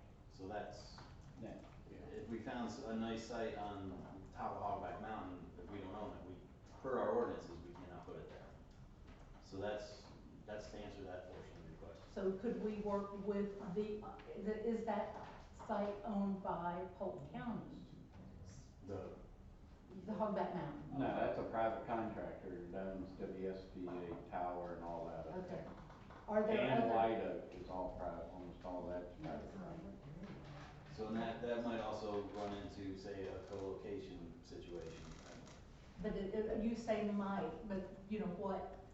Yeah, I mean, I think we need to kind of slow down and actually come up with, bring in citizens, bring in experts to see what is allowed or what's feasible, rather than just saying. Entering into the lease doesn't mean they're gonna start building it. It has to be, presented as an application for a special use permit. Land use. To the, Board of Adjustment, which is a public hearing. And there was tons of material developed when we thought it was going to be a public hearing 3 or 4 years ago. But anyway, I know there were studies done by Verizon of different spots. Tim probably knows more than that than me, but the bottom line is, it's not gonna start, you're not going up after the lease is signed. matter of fact, there's a lease in place right now, but the location was moved over because of some arguments that some folks were gonna make about some old covenants, but, I think those are still valid covenants, not. No, the property is now outside of the Gillette Woods Homeowner Association. right, that's why it was moved. That's why it was moved. So, anyway, just to let you know that the consideration of the lease is just one part, and then there's a permit process that has to be complied with, and the Board of Adjustment has to approve it. So who's the Board of Adjustment? Is that Polk County? No, it's planning board. Oh, the planning Well, board, They okay. were at both houses. Okay, so Verizon's also looking at something in Green Creek.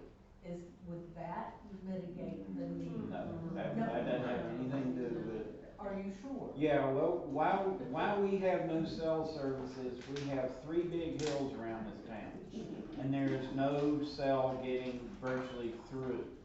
I live 100 yards from here and I cannot dial 911 if I don't have internet, period. I can't call the fire, my girlfriend can't call me if I fall off the ladder, it just can't happen. And I've been 45 years in this town, and it's time we have a decent cell service in this town. I am not arguing that Then stop talking about it and do it. So you want a solution, not necessarily one that was done with transparency? We've been talking about it for decades. May I speak? I've been standing. My name is Joanna Fox. I'm fairly new in the community, and I was handed down by the previous owner of my home all the legal documentation. I'm stepping into the, and I am very much for cell service, 100%. We have, I walk my dog and you can always call 911 on it, do an SOS thing, but I can't make a phone call.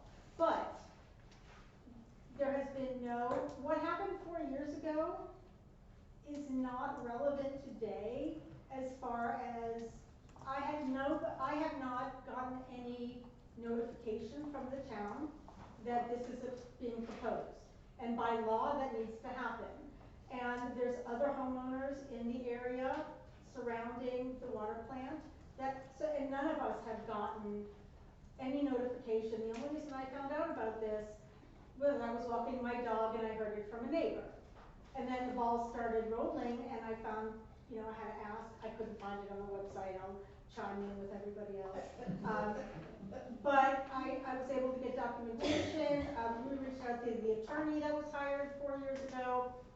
There was a consultant, and then I was also fortunate to have, to be in contact with a national consultant who works on both sides of cell towers, for and against. And there's a lot more to consider than just sticking a cell tower up and thinking you're gonna get better service, because it's not always guaranteed. There's a lot of other, factors besides where it is, what kind it is, and if they can lease it to other. Once Verizon signs the lease and they own it. They can put surveillance up there, they can sell it to other companies. There's a lot of other factors that need to go in before we allow a tower to go up. One of the studies that Verizon did that was passed on to me, now I've only been reading about this for a week, so I still have a lot to learn.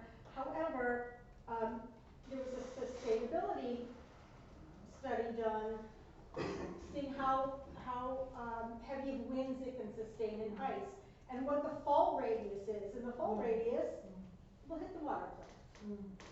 And that's the drinking water. So I think it's premature. It needs to happen somewhere, sooner than later, most likely. But I don't understand why it has to be on city land if the city's not putting money up for it. Why can't it be in a private land? Verizon doesn't care. They'll stick it anywhere. There are people, there was a project like this that took some legal discussion that happened recently in Columbus, and it was happening, somebody wanted to put it on private land. So Verizon doesn't care, AT&T doesn't care, we just need to make the best choices for our community, what will get the best cell service, but also the safety, the integrity of our communities, and find the best places. I don't think signing a lease and starting the ball rolling immediately, I don't think it even can happen because we haven't been notified. There hasn't been a sign put up on the location.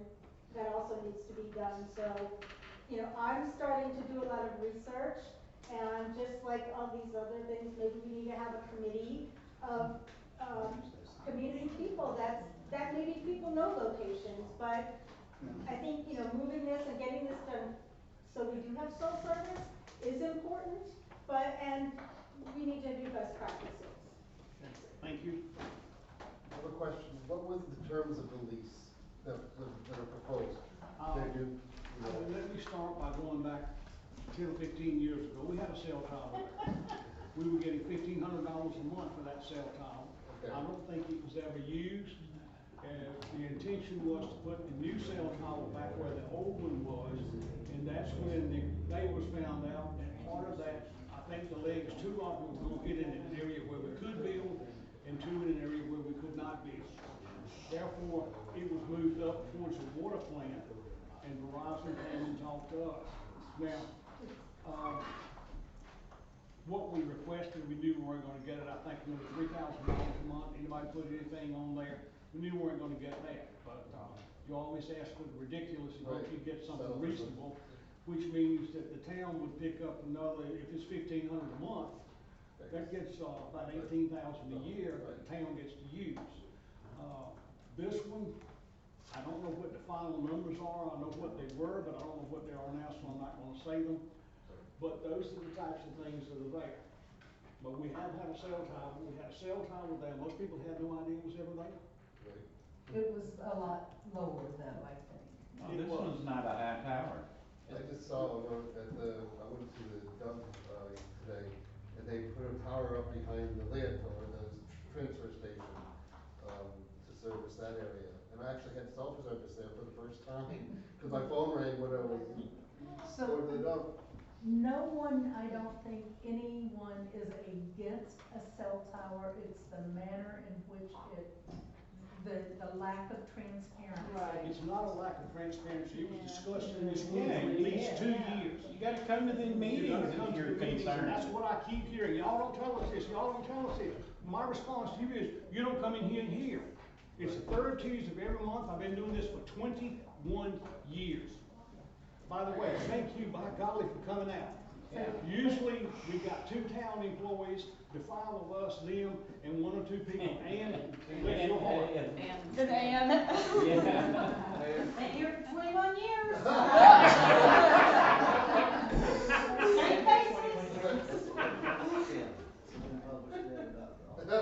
And did the last council, they approved July Woods, right? The last council. I mean, I live in July Woods, I understand Yes. Tracy's concern. Then, this October 21st, they will be published in the, 30 days in advance, and my thought is we can put the draft lease on your agenda next month. Sure. Not to vote on, but just to present. Present so people can see. and the amount the town will be receiving, or it has to be part of It that. has to be published. Yes. Yeah, and it will be published, the general statute says before the public meeting in October, you have to do 30 days notice, so that will be published prior to. But that's why nothing's been published yet, because we didn't know when the public hearing was gonna be. It's not a public hearing. Well, yeah, when It's just the meeting consideration. is. I do not have an application in hand. They have not provided me with an application. So but you know what type, style of tower, height, and that's that they're wanting to put in. I can't really answer that, because since we moved, there might be a change in something because of the support. So just a quick question, you did say that our ordinance only allows us to put it on town Property. I can't put it on my No, property. understood, but can we change the ordinance? You guess? They're gonna be changed. We'll put it in your backyard. Oh, wait, it already is. Covenant's gonna allow it. That first go around, it was, our ordinances was restricted to just P1 districts or to park districts.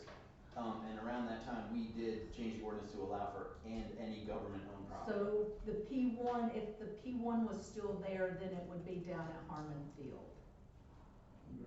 Verizon would not want it in Harmon Field. They would have to have a 200-foot tower. They said the most effective. So we changed our ordinance for Verizon's benefit. But that we didn't really, we loosened it up to get more options, but they still ended up picking the P1, because it's called P1, it's not necessarily, doesn't have to be a park, but it's like an open space type district. And Does it have to be in city land? What I understand after reading the ordinance and having, the consultant read the ordinance, is that it says it needs to be on the commercial or P1 land if you're putting it in the city, because you can't put it on private property, but it doesn't say you can't put it in the township, correct? You can argue those, but everybody that I've talked to, including the man that I was telling him when we talked about this, don't lowball us on what you're gonna offer us, and of course he lowballed us. But the thing is, if the flatter your land, the taller it has to be. That's really what it boils down to, the way he explained it to me. If you get it up on the side of a hill, down the side of a hill, it might be 190 feet tall, but 100 and some feet of that are hidden in the trees, and the rest of it comes out the top. But it could be on Hogback Mountain, it doesn't have to be. No, I know. then we would not have it in town. That's not. There is a cell tower on Hogback. Yes. Verizon has one up there. It's line of sight, it shoots right over our heads. That's why you can go to Columbus and you can get 4 or 5G. Because you're in line of sight. So there needs to be some, research done, because from talking, I have the documentation from the consultant that the lawyer hired 4 years ago, and then when I was in contact with this past weekend, there's no guarantee, you could live across the street from a cell tower and you might not have good cell service. Yeah, well, that's true. So we have to look at other things, like property values, like, being over the, where it is, and. That's gonna take place before the Board of Adjustment, that's one of the criteria. It's what you're arguing now. When are you planning on letting the community know? The Board of Adjustment can't consider it yet because they haven't even reapplied. Yeah. I think my understanding is once they have the lease, they have part of their application. Yeah, because they have to pay money. Verizon has to write a check to apply, right? Yes. How much So, money? all we're trying to do is start this wheel rolling. $800 out of Verizon's budget? It's the same for everybody. But they have changed. We don't, yeah. Also too, I paid $800 for my permit and Verizon, it's gonna kill them, okay. That's the way. You have to charge everyone the same. No, I'm just saying that. We're just trying to get this wheel moving. Folks, all we're doing is spinning our tires here, there's another person with a question. No, I just had a statement. So I was in Charles Hooker. I was a network systems engineer for a major corporation for, Fortune 100 company for 20 years. What Bill said is absolutely accurate. Cell towers, TV towers, they all radiate the transmission. If there's an obstruction in the way, you won't get the signal. If I go from my house to to 108, I can see the tower on Hogback Mountain. But I can't get a signal because there's a hill between me and that tower, and the signal overshoots my house, and the signal doesn't come down. It's like light, it goes like that. So, you do need it higher, but you do have to consider where you might not get cell service. I'd love it if it was on Harmon Field, because I could get cell service. Because I can see Harmon Field from my house. May I ask Krista Sotomayor, one question of, I'll just call you the subject matter expert at this point, but are there relay, I'm ignorant on this point, but just thinking through the problem, trying to solve it based on what you just said, the line of sight, would there be relay tower options, like smaller ones that pinged off of each other from different Yeah, places so, to help with so this? for example, there's a TV tower on Hogback. It's a CBS tower. I can't get it. I can get, CBS from Charlotte. Yeah, me too. Oh, wow. But not from 5 miles away. Right, so, yeah. So, yeah, Are there other you can get a relay, so like WYFF in Greenville has a relay tower on top of Skyuka, and I can get that signal because it is, within my field of vision. So, yeah, it's an engineering thing. Yeah, maybe that's another thing for us to Okay, consider thank too. you, have no So comment. I just wanted And a distance. clarification. You said that you had spoken to someone and said, don't lowball me, give me your best offer. Who was that and when and It what was context? What was that? We were on the phone one day, and it was the guy that we had talked to, and I guess he was the company that. I think his name is Ed Justice. yeah. Yeah. Yeah, we were talking about the amount of money we were gonna get if we did that for a month, or per month, if it was put somewhere. And I said, then don't lowball us, we've already have a tower here, so we know we're pretty much a fair amount. When these discussions are taking place, are they being documented in, No, this is just a phone call. well, that's the conversation if you wouldn't have. It was an information conversation, basically. Jim We had nothing. negotiated the Yeah. terms of the, lease, and there's a lot of back and forth, and then, They went through a period of time they didn't wanna talk to me because they liked the old manager better. He was easier to deal with. But anyways, In a sense, it's being honest, the old manager basically would have let it go for a lot cheaper, and the town would make less money than what we potentially can get out of it. That's it in a nutshell. I would have paid Verizon $1 a month for that, but. but I mean, the lease will get the terms out. We're basically notifying the public that they wanna get the lease done first, because it's a lot of money for them to, spend. $800? No, it's not. No, it's not that, Oh, that's just. okay. We gotta spend about it's thousands and thousands of dollars. They spent it last time all for nothing because they had to move the location, but, I'm sorry, the Board of Adjustment is where where they really spend the money. 800 is just the application Okay. before the Board of Adjustment Planning Board. So, they're pretty vested in it. I can't tell you how much, but they spent thousands, I know that, on lawyers and consultants and everything, some of these jobs. Plus the site preparation that they need to spend is over $50,000 plus to do this, cell tower at the water plant.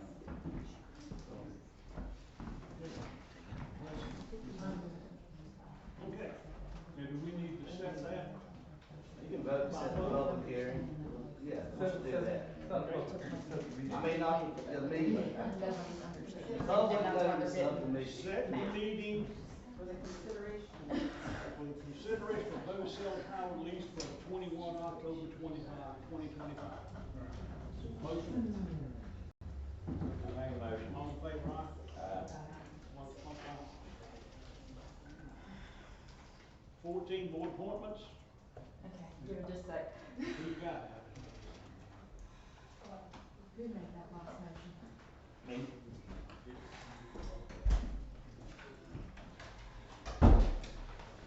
Okay. All right, first up is Susie Hayes. She has applied for the Parks Committee. The Parks Committee had told me they were waiting on this one to come down the pipeline. So they are asking for her to be appointed to their open spot. And then again, the second one is gonna be Susan Harris, sorry for saying your name wrong. Again, she came on recommendation too from the ABC board.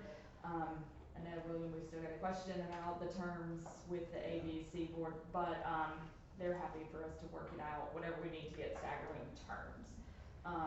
Also with the ABC board, Lynn Sessoms is currently on it, but her term is set to expire, so she would like to be, the ABC board has asked for her to be reappointed for a 1-year term to complete this stagger. So those are my 3 board appointments. Any questions or comments? No, I know Susie Hay, she's one of my neighbors. Okay, Sarah, I'll entertain a motion. Motion to adopt. Report those two. All in favor, aye? Opposed, likewise, motion carries. 1 vacant.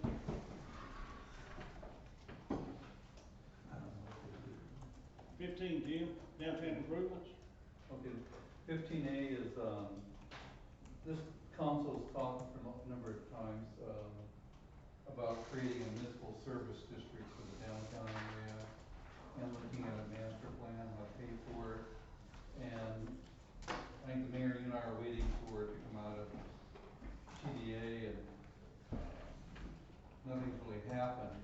And what we really need to get done first is to get the TDA board to define the boundary, and then get the assessed valuation and calculate that and so forth. So I talked it over with Lourdes Gutierrez, our development director, as well as Tim Daniels, and that we'd like to have the Phil's Regional Commission put together the municipal service district boundary and the numbers, so the TDA board and the council can get a good starting point. And until that's done, nothing's gonna move forward. And so,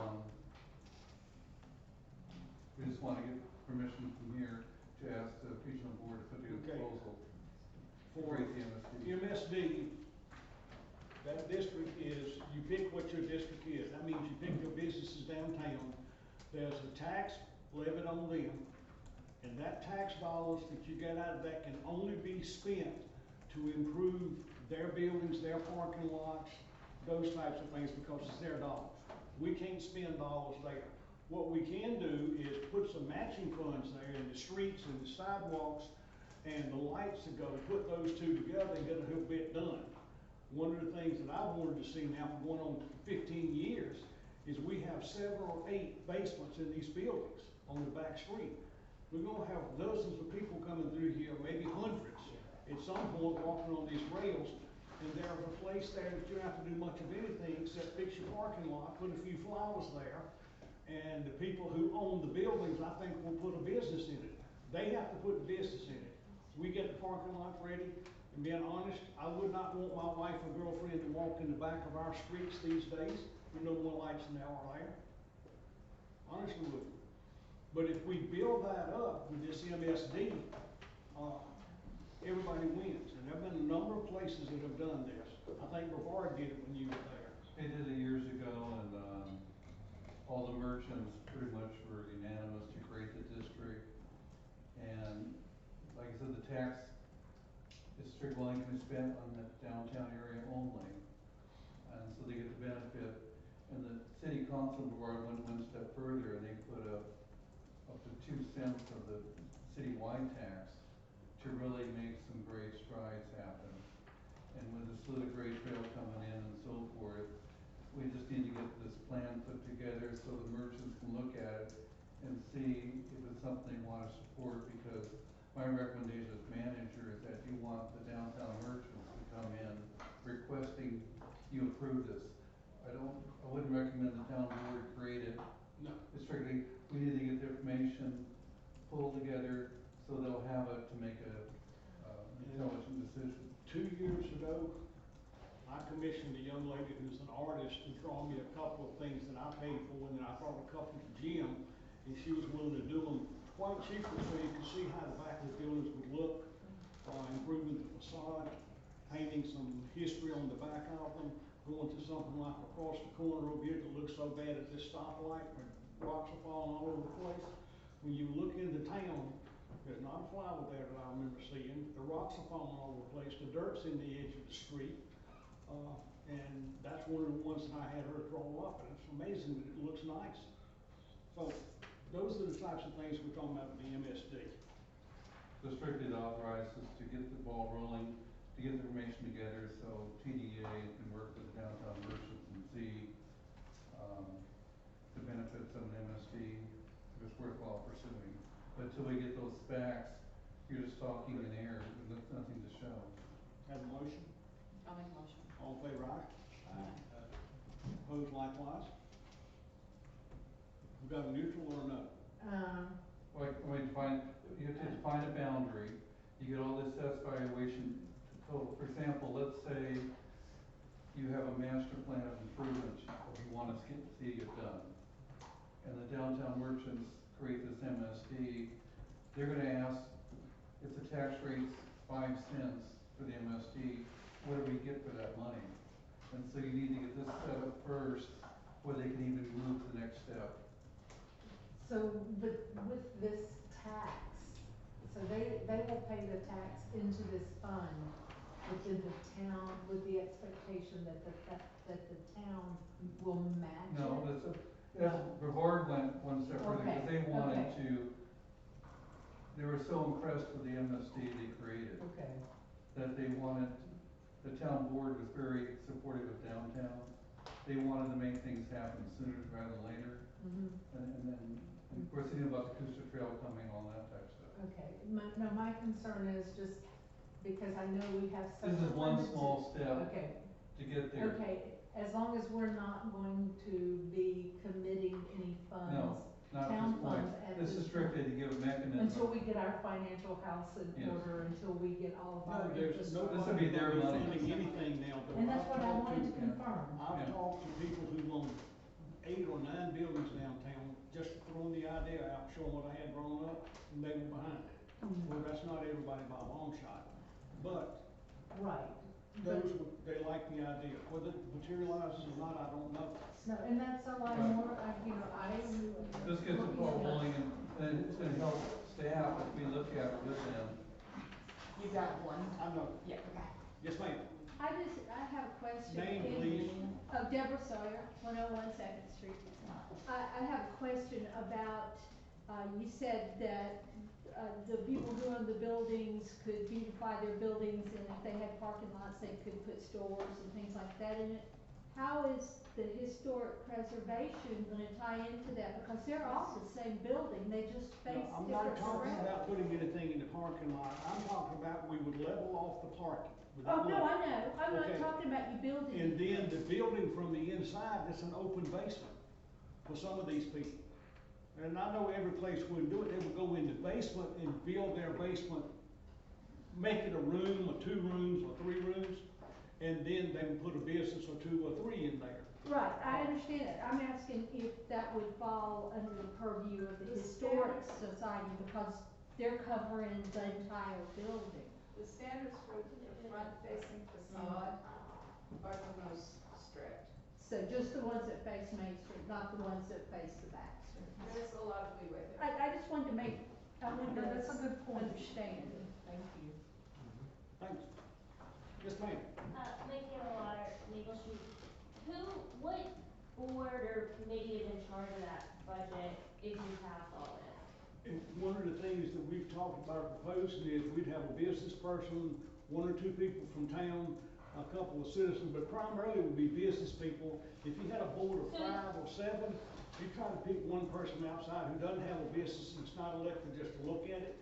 But you need to put some business people there because it's their money we're using. Correct, but it's a new board or committee you have to form.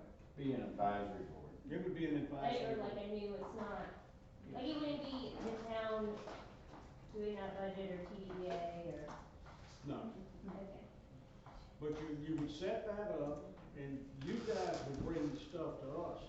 All I did was have someone to draw out what it could look like on Not the a grant. problem, you brought it to me. I think it was 5, I showed you some of those. You didn't did. Yeah. You did. Okay, sorry. All right. So we have a proposal to authorize staff to solicit proposal for BUSD. Have a motion, all in favor, aye? Opposed likewise, motion carries. Jim B.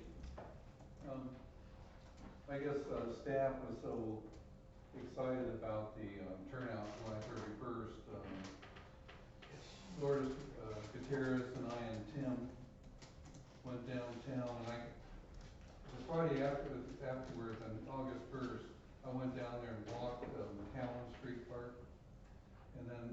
Tim and Laura's down about an idea that we wanted to share, is when the trail comes in, you know, it can come in by side street and come into downtown, the first thing you're gonna see is McCallum Street. So, my thought is, if we can get a good handle on getting it designed, how we'd like to see it look, the end result. And so when I was down there, currently parking is McCallum Street, you park to the right. But imagine if you parked all the cars to the left.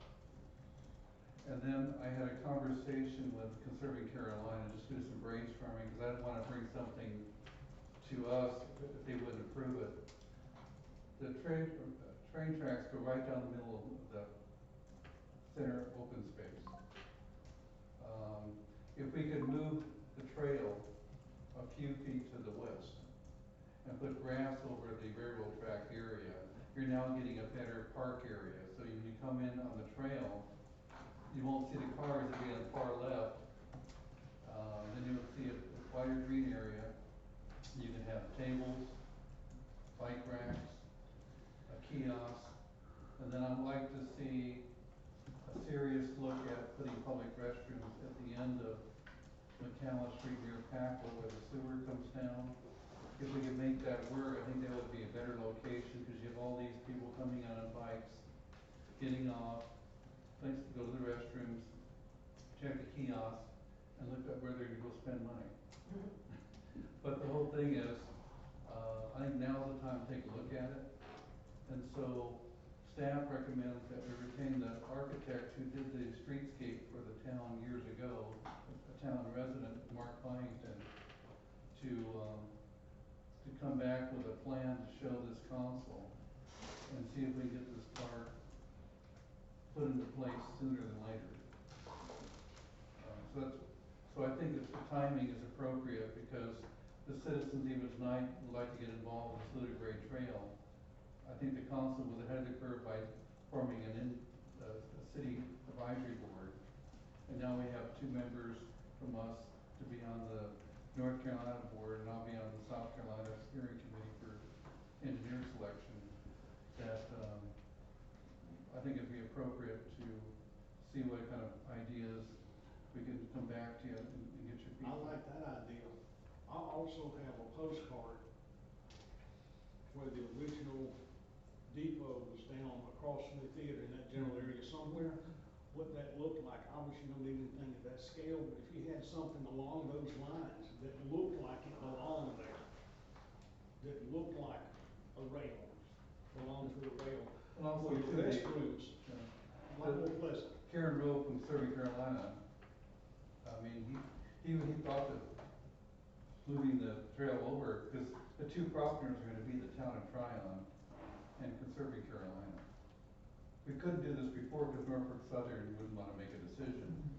But, if we have a plan that's approved by this council, we could share with Conserving Carolina that we'd like to have the trail go on the westerly edge of McCallum Street. So when cars come up, they're gonna see the wide open green space. Cars go park to the left. I think it'd be much safer. And if we get public restrooms into that park, that'd be a big win. So, but we'd like to have somebody come in who's, has expertise to use their creativity and come back and share that idea with this board. And if you approve it, we make a formal request to Conserving Carolina to move the trail over.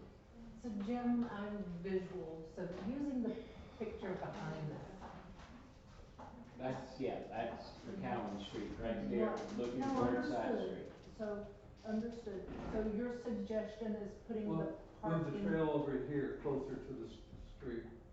Put it Okay. here, have the parking go against the mountain or the hill there. Okay, I just wanted to make sure I understood. So when you come in, you're gonna see a nice park and all the folks coming in. And then, if you said nothing, for example, the Survey Carolina's gonna come in and build the trail right in the middle of that park. And we really don't have much use to put people, this gives it a little more wider park area. And we get to fill that ditch in. you know. And that ditch was strictly there to keep pedestrians from cutting across the railroad tracks. Yeah, I mean, so when it rains, there's hardly any water in it. But the whole thing is, if we have a plan that's approved by the town, and we take it to, and Skip and I take it to the, Southern Carolina Saluda Grade Trail, Committee for approval. In fact, Mark Byington served on that committee before, so I know him. But I think it's his idea that the sooner we ask permission, the better off we're gonna be. With the residents of Oak Hall, I would wanna make sure the residents of Oak Hall, or those townhomes there, that they're involved in this, and that they can weigh in. Well, everybody can come. We've got a great turnout tonight. Yeah, but I mean, I think we need to publicize it before. Sure, but even if it's done, we can put it on the agenda for input. And you're thinking of putting the restrooms about where that bush is in the bottom left-hand corner? Are you thinking down? That's gotta be, the only location we can put it near Packwood Street, because that's where the sewer is. Yeah, right there where the line is. So we'd like to do a serious look with an engineer to see if it's doable, because I think that would be the best location that I've heard from the community so far. Water and sewer at that corner. So, yeah, but going back to maybe inviting residents of Oak Hall to be part of the planning process before it gets on any agenda. We got a president who Well, I don't want Well, to. invite them. They won't even see, the cars are already there. It's just, I mean, I image, right? understand, Yeah. but. I just have an observation based on the entire evening. Seems like there's a lot of communication issue, as far as getting information out to the public and whatnot, on the website and this and that, and I hear a lot of that, and it's common, it's okay, it happens all the time.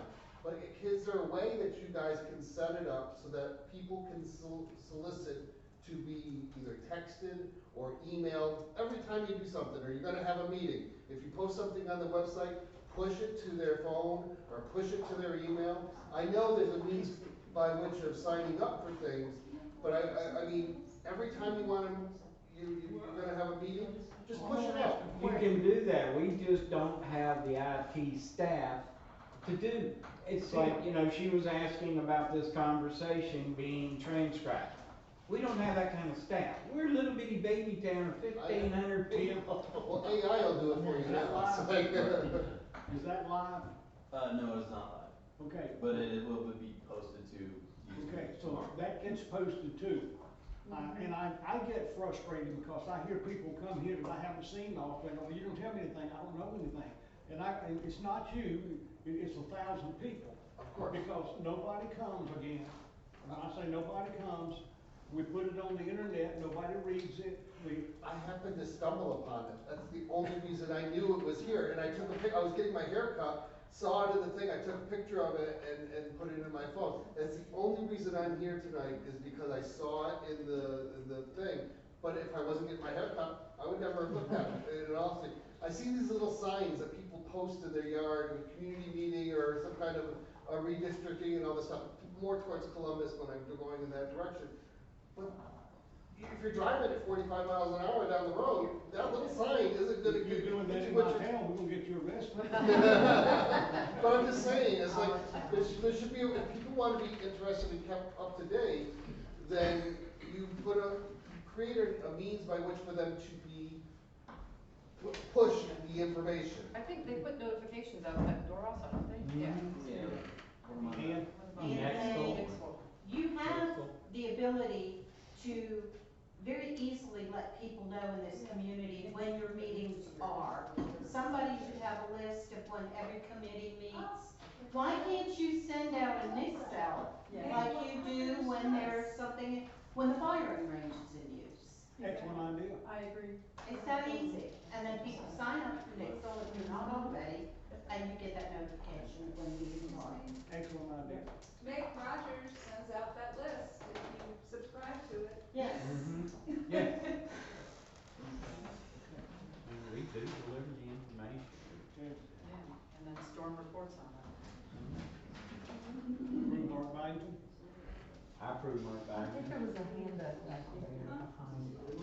Yeah, I had my hand up, like Jane Herman, in Carolina Drive.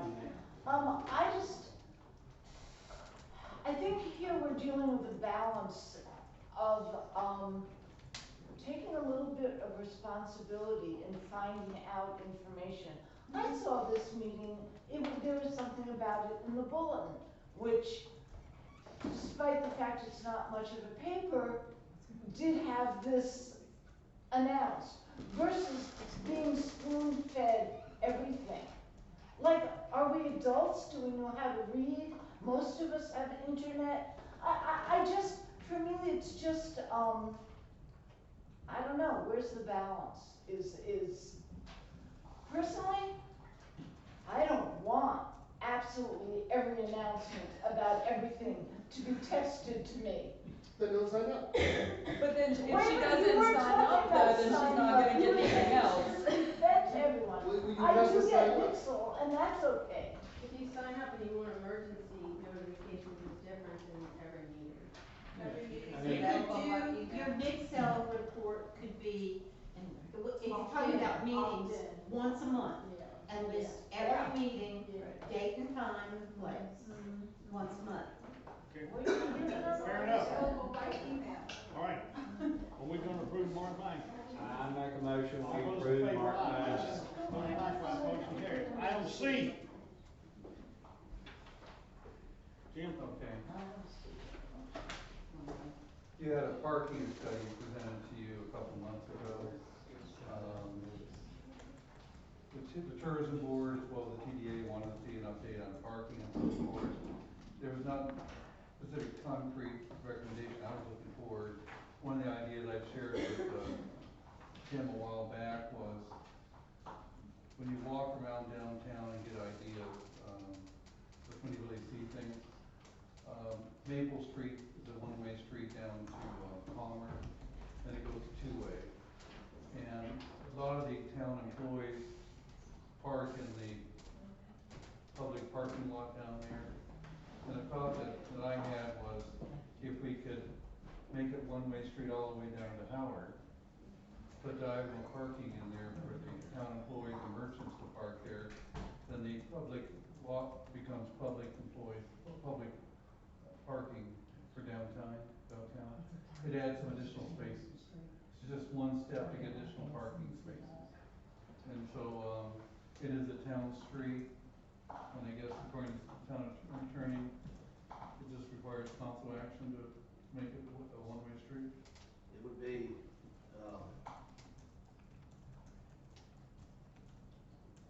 I meant to look into that, whether or not that constituted closing one lane, constituted the street closing.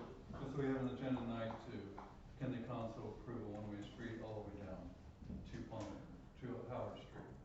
You can, I may come back and ask you to reconsider it. I don't know that there's a procedure in the statutes for closing the street. Okay, you wanna continue this to next Or time? a right of way that's never been built. There's two different statutes, one for each of those. And I'm not sure, I think they probably can do it, but there's a chance that closure of one lane might trigger that statutory process, and I don't know the answer to that. So my recommendation based on that is we continue this item to next one. Yeah, I'll get it. Okay.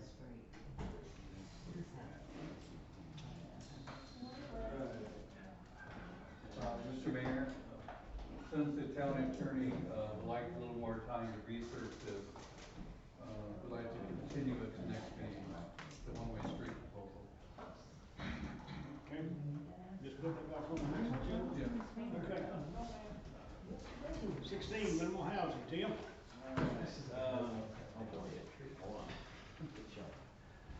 Okay, for 160 Cleveland, I've requested a county building inspection, to see the status of the so-called repairs that were told we were gonna get done to it.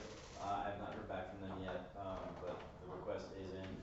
The 112 Jackson Street homeowner appeared at their hearing. We held a hearing, they showed up, and we discussed the process. The post-hearing letter has been sent, and they now have until November 1st, to to take down the structure. Again, this is on 112 Jackson Street, it's all grown over. There are, the minimum time limits I do have to try them, that covers that, but I will reach out and see if they wanna forfeit that and like sign a hold harmless, and maybe we can get it done sooner, because I don't believe they're going to. They've expressed that they're probably not gonna be able to find somebody to do it, so the town's probably gonna have to knock it down and put a lien on the property. The Lyle Street, there's a home up, on a hill on Lyle Street. They've been sent a letter to initiate the minimum housing procedure. The owner, Carolina Howard, verbally told Stephen that she would take care of it, but there hasn't been any movement, so we have officially begun the process. When I get in touch with her, the letter is to request an inspection, then we'll hold another hearing and go through the steps. What address in Howard? This is, Lyle Street. Lyle. So when you go down Lyle Street, you can kind of see it up on the hill. It's, I don't know if you know where Archie Glenn lives, it's kind of above his house. Okay. So that is what I've got for that. Roll on to TDDA. TDDA. Okay, TDDA is excited to launch a new public arts initiative in partnership with the Tryon Arts and Crafts School. Thanks to a generous donation from the Breakfast Crew to TAX, or Tryon Arts and Crafts School, we'll soon be installing a striking deer sculpture near the Tryon Depot right by the tracks. You should have pictures of it. This highly visible location will invite community members to engage with the artwork and enjoy a unique visual experience. This collaboration between TDDA and TAX opens the door to even more public art in Tryon, celebrating our local artists and enriching the town's creative spirit. Together, we're helping Tryon thrive through art, connection, and community pride. The piece will be on loan and displayed to the town for 5 years, at which point the goal is to switch it out with a new art piece. Let's see, next item, I need permission to close McCown Street on September 13th from 8 a.m. to 7 p.m. for the Tryon Barbecue Beatdown, second annual. Individuals can sign up to smoke their choice of meat and enter a competition for the best barbecue. Steve Nealon won the championship belt last year. Yes, we have an actual wrestling belt. And tastings will be done from 4 to 6 and serves as a TDDA fundraiser. So if I can get your approval on street closure for Saturday, September 13th, from 8 to 7. Take a motion. I'll make the motion. From when to when? 8 a.m. to 7 p.m. Okay, all in favor, aye? Aye. Opposed, likewise, motion carries. Okay, do I need to get, if it's a state road, do I have to get council approval, or do we just need to be okay with that? Okay, so, I also have another road closure. Bo, of the Tryon Film Festival would like to close this section of Packlet Street from about the corner to the post office, on October 11th from 6 to 10 for the film festival. We'll have more information about the Okay, festival in motion. the future one, but, Do you know why? Do they always? I guess they're gonna have the gala and stuff at Fitzgerald and all the activity there. It'll spill out into the street for safety reasons. I saw Yes. postages as just community parties, the way it was presented. Okay. People are flowing through this social district is what I would say, probably, just wandering. Between the Fitz and Maribel and the Bottle and whatever. I'm assuming it would be for convenience and safety more than anything else. I mean, I would say for safety, close it in front of the Baptist church. So you won't come around that corner. Okay. Yeah. I'll check with Holt and see if that's feasible. Yeah, pretty much Yeah. corner to corner. Okay, Yeah, but you'll still have access to Depot Street, and you'll still have access to the back road through the church, by the stone house. So, yeah, I mean, honestly, Chair will entertain a motion. yeah, I'll make a motion. Okay, all in favor, aye? We need a second, Robert. Do we need a second? I didn't hear a second. We don't have to have seconds. Oh, okay, thank you. What was the date on that, Tim? October 11th, 6 to 10. Also, TDDA hosted a grand reopening for Back Alley Boutique and Bud Bar at 226 South Trade in their new space. Thank you to all the council members who attended. We will host a group of approximately 50 North Carolina Main Street directors at the Tryon Depot on Monday, September 8th. They will be attending a storytelling workshop. The Tryon Dog Mayor election is being held this fourth Friday from 5 to 7 at the plaza. Online voting is active now. A new position has been created for a cat to sign up to be mayor per Tim as well. So I got a question. If something happens to the dog, we did lose the mayor due to death, does the cat become mayor at that point in time? I would believe that is the natural progression of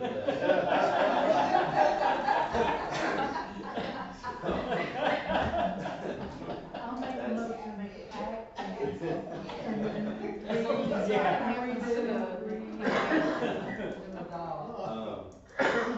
And then finally, TDA is hosting a business after hours mixer at Missy and Company on first Friday, September 5th at 5 p.m.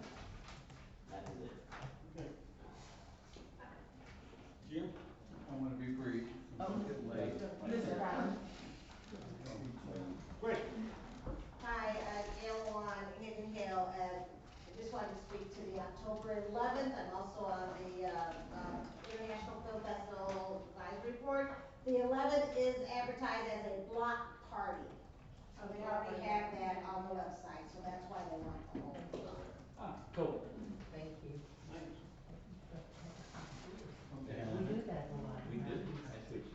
Today, I went to the Polk County Community Foundation. The town had 2 applications, which we'll find out in a few weeks if we got.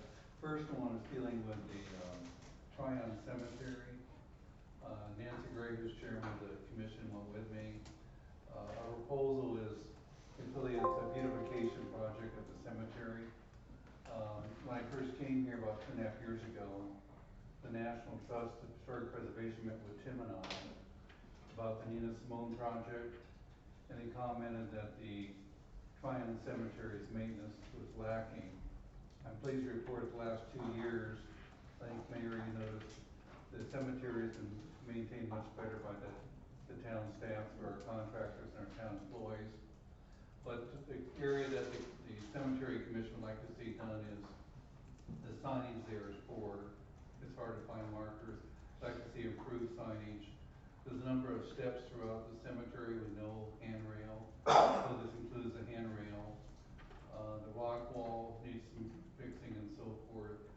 But I think in conjunction with the Nina Simone project, these improvements are needed. I think we did a fairly good presentation to the foundation today. Then we also, on a second grant, Lourdes Gutierrez went with me. As you know, we purchased 4 tables and 16 chairs for Rogers Park. They've been so popular, we decided to add 3 more tables and another 12 chairs to the down here. So we've asked for money for that in a second grant application. Hopefully we'll be successful in both grants, but I think the cemetery is long overdue. And also too, the cemetery did share with the council a few months ago that during the budget process, that a number of the stones are broken. And they also want to have a cleaning of all the stones. And the cemetery commission is to go to a class up in Asheville, how to professionally clean all the stones. And they're gonna teach citizens who wanna volunteer. And because the 125th anniversary is approaching, that cemetery opened up in 1900. So we think this beautification project is timely, and hopefully we'll get the grant. We're putting up $10,000 of town money that was in the budget, and we're asking the foundation to match it. Any questions? I know that it's been a month or 2 ago, there was a discussion about some of the trees probably needed trimming or removing. Yes. Because it was a safety issue. Could that be addressed? We're also gonna address that too. Because that's very scary to me. Absolutely. You know, especially, you know, we own it. We've gone on record to say that there are problems with those trees. That makes us, I think, a little more liable. And then one thing too, the town owns a number of properties around the cemetery. I think the county's got 1 parcel.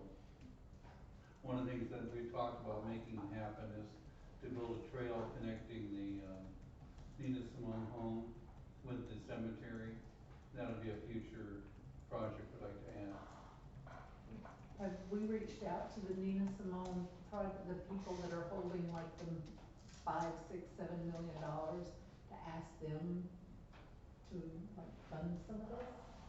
The only thing, when they met with Tim and I, they were asking us for money.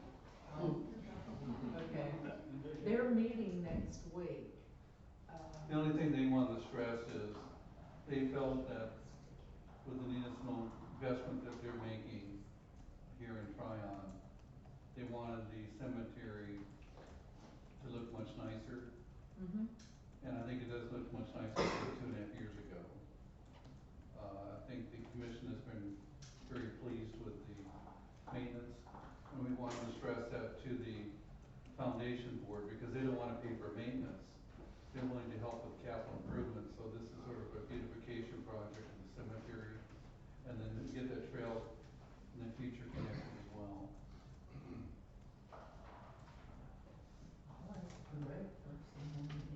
That's all I have. Okay, tonight, Tracy, Bill, Julie, Skip, and then me. I think I probably talked enough tonight, but afraid, my partner here was gonna smack me, but that's okay. She is back, no way. Yes, but no, thanks to everyone for all the work they're doing, thanks for coming out. One of the things that I talked about when I wanted to run for council is transparency and community involvement. So I hope, or citizen involvement, so I hope that, you know, I continue to talk about that and continue to provide opportunities for our citizens to participate in the government, and to, you know, so I hope you guys all continue to attend these meetings. And thanks Scott sitting back here in the corner. I met with him a couple of weeks ago now, and you know, we always hear what are staff doing, whether it's the staff, whether it's you know, the police and fire. I sat with Scott and he answered a ton of questions, and I have a much better idea of what they do, much greater appreciation. And I'm actually going to meet with him again tomorrow, because I had, of course, lots of questions. So Who's Scott? Scott is the chief of police. Chief, will you come out here? It's always the chief of police. Short, heavy It's even hard for me to see him because of his clothes and he's sitting in the darkened room, but, no. I mean, they do much more than just stop people when they're speeding. They do a lot more, and so. I do have, like I said, a greater appreciation for all the work they do, and, you know, I'm coming for you next, and that's the fire chief, and that's, you know. They come out of the stage area. You'll bow. Tracy keep talking, because I remember before Jim came back, every committee we have, except the cemetery committee, I think died. The Parks Committee was still around. Yeah, and now they're all back active. And we got a whole lot more citizen input, takes us out sometimes into our comfort zone, where you can ask questions. But thank y'all for that. I'm telling you, this is probably the most active board I've worked with. This is the 11th election I've had, so technically I'm working with 11 different boards. And this one's got some go-getters. So did you say that all the committees died except for the cemetery committee? Yeah. I said that on purpose. And they were resurrected. And I called you on it. Okay, Bill? Tomorrow at 3 o'clock is the Trails meeting. If you got ideas, thoughts, or a big check to give concerning Carolina, we can take that from you. Appreciate all y'all coming out tonight. You know, this is why we're here and why we have the open meetings. Thanks for coming. Thanks to the staff, Jim, guys in the dark, But appreciate it, ladies, gents. This rail trail's here. Yeah, be right here at 3 o'clock. Oh, I just wanna thank everyone for coming out tonight. It's nice seeing Storm here. It hasn't been in one of our audiences yet. I just wanna show appreciation for the playground to be opened again. I've had a lot of residents ask me about that, so they were appreciative. I got the Nixle report, I sent it out to them. The pickleball area, having that cleaned up, a lot of people are happy about that. And the streets crews have been going around, at least our neighborhood, cleaning everything up really good. So I appreciate all the work everyone's been doing. Thanks everyone again for coming out. It is great to see the community input we had tonight. It got a little testy at times, but that's okay. So thank the citizens, and I hope we can have this kind of crowd every meeting and on the different committees. So thank you.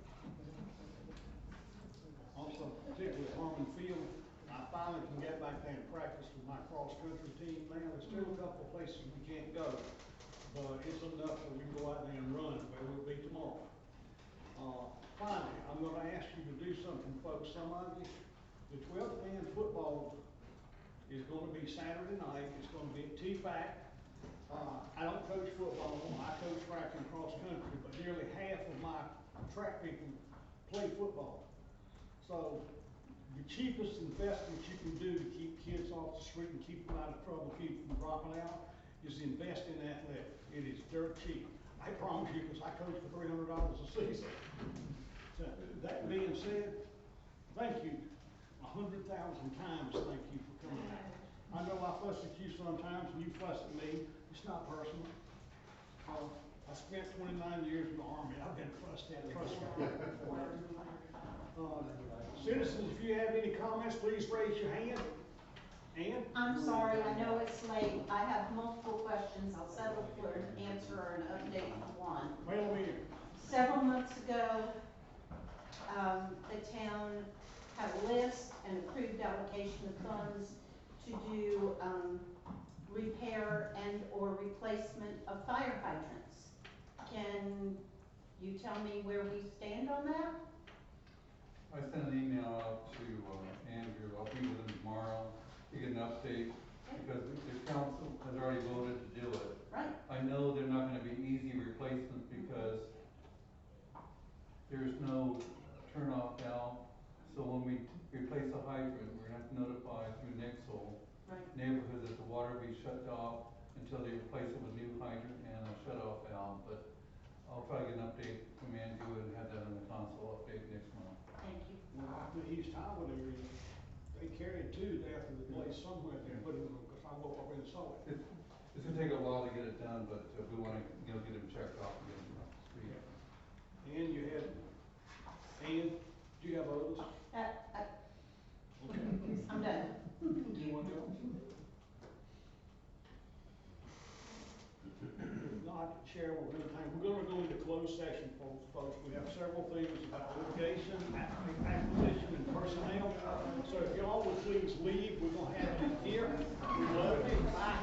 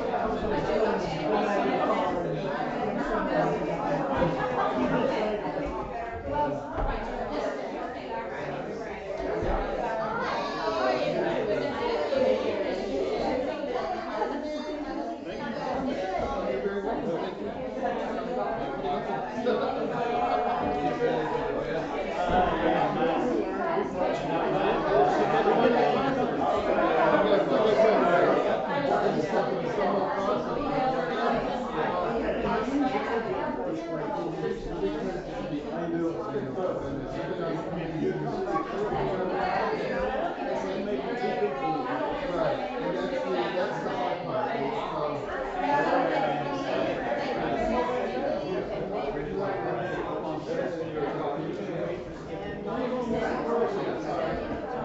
Okay.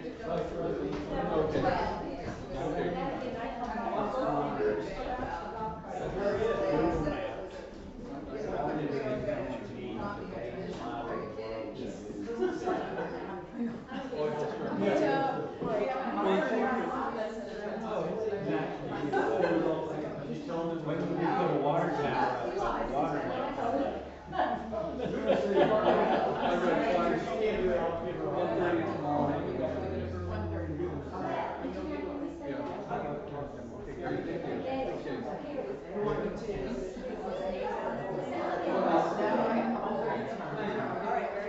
South Carolina, I'm gonna get some tools.